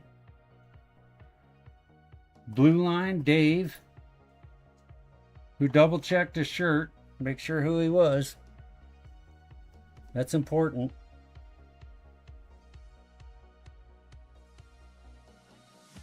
All the guys with 90-degree water. Do the fish even bite at 90 degrees?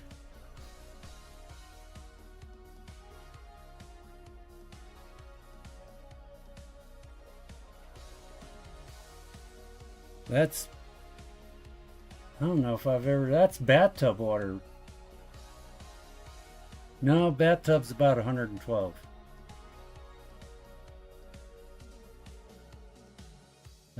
definitely a warm swimming pool. 3 years ago.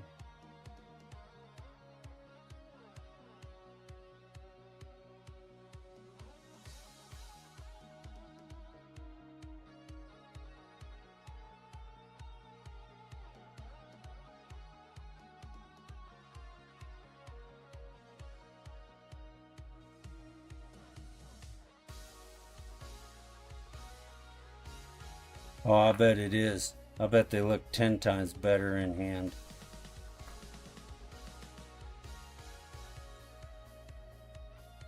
It's done better go early and late or at night. It's the only way you can catch them when the water's that hot, huh? Seeing ours, our water, I thought was really pretty warm. It was 72 degrees, which is extremely warm, especially for a deep lake like that, up in the mountains. But the sunlight, it seems like when the sun is going straight down on the water, the fish just don't like it. They start trying to hide. Lots of wind. Yeah, we always have wind, so that kind of helps. I mean, we here, if it isn't blowing, 40 miles an hour, our telephone poles would fall over.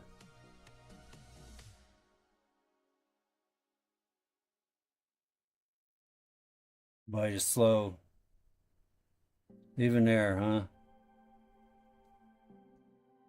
See, now most of our streams and rivers here are glacier fed. So unfortunately, northern Wyoming didn't get a whole lot of snow this year. So all of our streams, everything's really, really low. Hot on and off.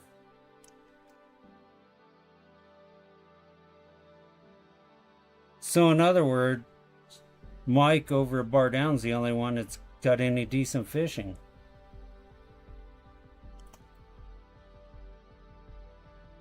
So what we'll have to do is all of us get together and go over to Mike's house. Go fishing in his lake. That's a private lake you're on there, isn't it, Mike?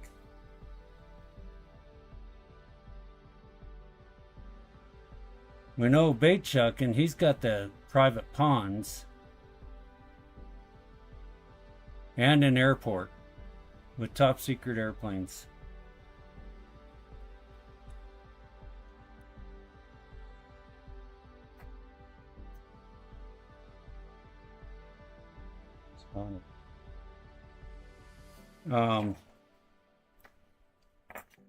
What I'm finding here is our fishing is good in the higher elevation lakes.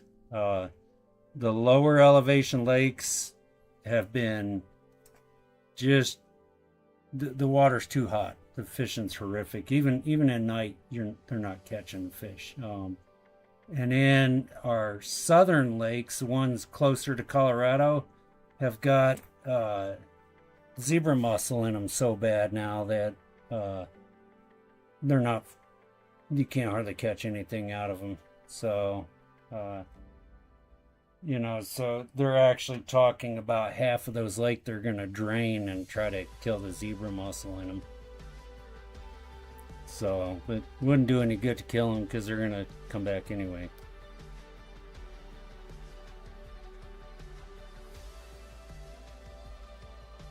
So, gotta work early.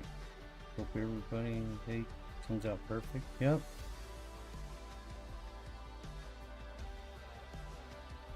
They've gotten better. I've gotten better products. So, but this was a Tech Tuesday, not on Tuesday. I'll probably do one Tuesday as well. But I needed to get these done for fishing for tomorrow. So, and this is what I was gonna do on Tuesday anyway. So I'll figure something else out. Unless you guys got an idea of what you'd like to see. it's been kind of crazy lately because I've been anodizing air vices like crazy. So I've probably got 60 gallons going right now to anodize, 60 gallons of acid mixed up to anodize everything. So it's been fun, that's for sure.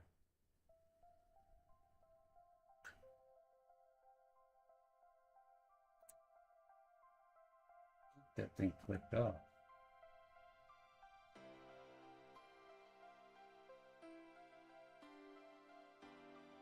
Let's see, that's unplugged.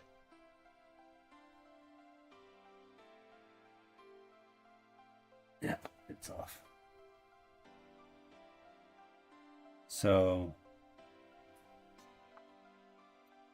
but cool. So we got Michael. He's gonna make another video because he's way behind on them. Hey, whatever happened to the morning wake and baits? I kind of missed those, Michael. And that Chewbacca coffee mug. What happened to that? So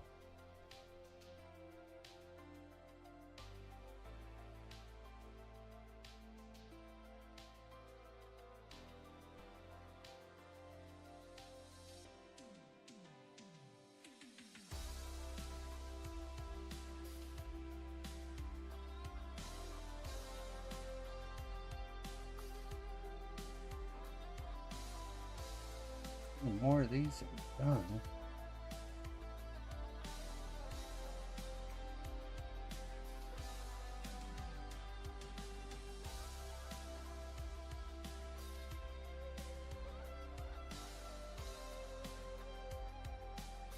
Put in your So everybody, I think I'm gonna close down for tonight. Gotta meet this kid at 6 in the morning. Take him out fishing for a couple hours. He won't fish very long, but it's fun. He'll lose a lot of baits doing it. I used wake and bake as a term since Nate uses one day. Okay.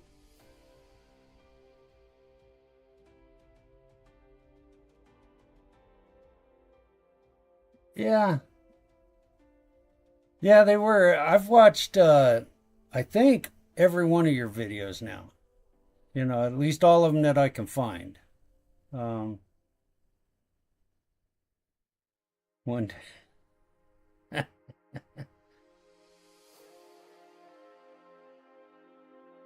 Yeah, but that wake and bait, that was kind of cool because you were up in the morning, working on stuff, had your cup of coffee. You know, it was kind of the start of the day for you. I mean, it was middle of the day for everybody else in the world, you know, because we're on real time zones here. But it was kind of cool. I kind of enjoyed watching them. So, I know, you know, you got to work and everything, but yeah, it is fun watching his one days. And then off to the next bait. So, I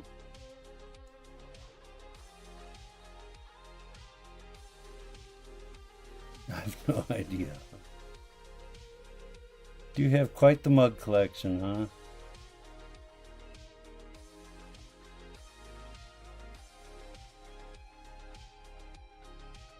Videos or the lives, like morning live streams. I think they were morning live streams. You were doing the live streams in the mornings. And you come out because you had that Chewbacca mug. I remember that one. You had a couple different mugs, but the Chewbacca one was cool. So I get a lot of mugs, a lot of coffee mugs, and then I bring them out to the shop and I break them. So You know, it's hard to run a CNC milling machine and set a coffee mug on it, and then it makes a sudden move, and coffee mug ends up on the concrete floor. They don't last very long. So,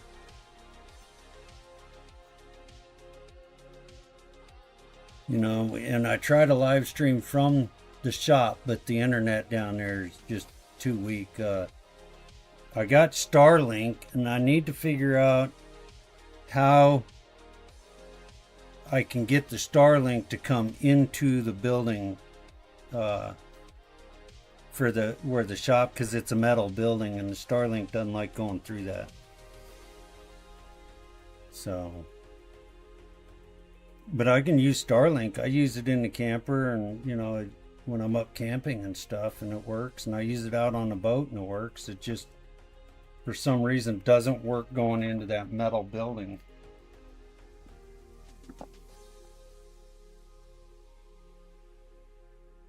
So,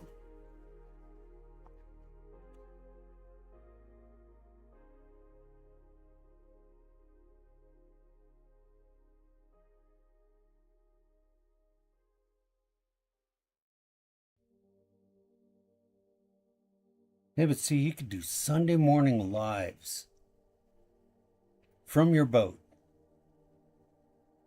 from the Delta.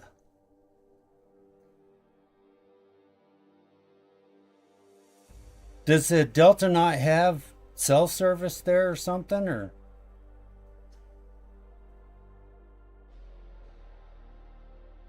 Chris Zaldane. Oh, yeah.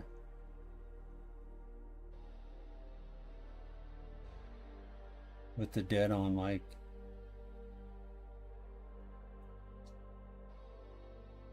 Yeah, those were cool.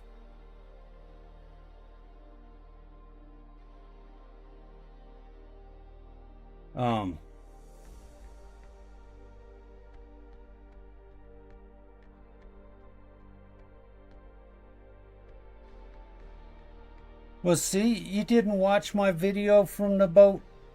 What was that, 2 weeks ago? Yeah, 2 weeks ago I did a video from the boat. I can't stream from phone. The experience is not good enough. Oh, okay, I get it. Need a laptop. OBS. Yeah.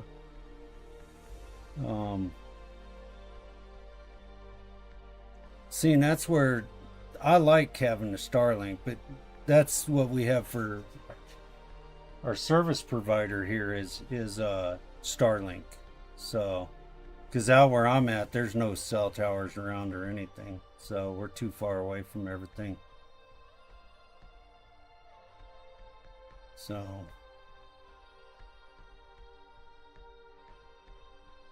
did have some guy drive through the other day, just driving through the property, didn't know where he was going or anything.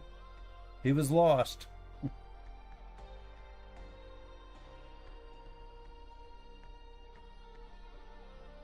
But yeah, the Starlink is nice. It's expensive. That's the problem. Is it's pretty expensive service.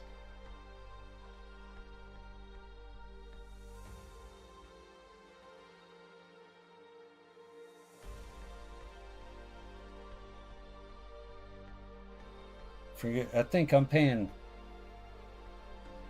like $350 for the Starlink setup that I have. So, but I have it set in, you know, it's set up now right outside my garage here.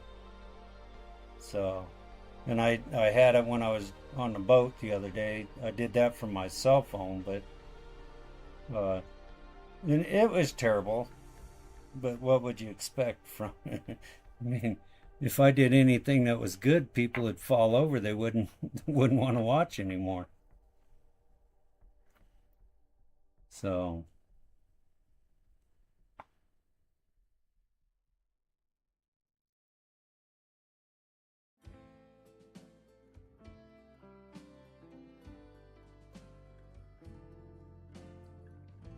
well, I'm gonna get these in the oven. get them baked up so that I got them for in the morning, and I'm gonna head to bed. Boat's ready. You know, I can't take my regular boat out, but I got a little 18-foot. It's like a rowboat with a little 10-horse motor on it. I can take that out on that little lake, and so I'll take him out in there. He'll lose about everything that I make, and he'll have fun though. So, and he's one of those, hopefully his mom will sign a release so that I can use his, make some videos. That's the biggest problem is, and I understand, I really do. These kids are picked on by everybody, and they're made fun of, and it makes the parents, especially moms, get a little overprotective. I mean, you're making fun of her baby. I mean, but they get a little overprotective, and they don't really want you doing a video because they're afraid other people will make fun of them. And so, hopefully my video, and I should have Gary's done hopefully tomorrow. I mean, that was a lot of videotape. A lot of video time, but I try to do it in a way that's respectful for him, and Gary's just fun, and the kid that I fished with after Gary was fun too, but his mom's one of those overprotective. So I'm hoping as people see the video, especially like Gary and him, that they'll start allowing me more freedom. And start signing the release and stuff. So we'll see. But thank you guys. Appreciate everybody coming. Yeah, that'd be great. I'd love to trade down some stickers and some fossils with you. So Lord knows I have plenty of them. So I'll even send you. I got some coprolite, the dinosaur poop that I made spears out of that are pretty cool. They come out really nice, so I'll send you one of those. But yeah, get with me. So thanks for joining me, guys. I really appreciate you taking time out of your night. I know everybody's busy, and sometimes it's hard to watch these and make your own videos and get your own fishing in. And so I really appreciate you guys joining me tonight. And Michael, can't wait to see your next video. So been a while since you've been kind of steady with them, but got to get some fishing time in with them. So, but you guys have a good night, and we will see you guys next time.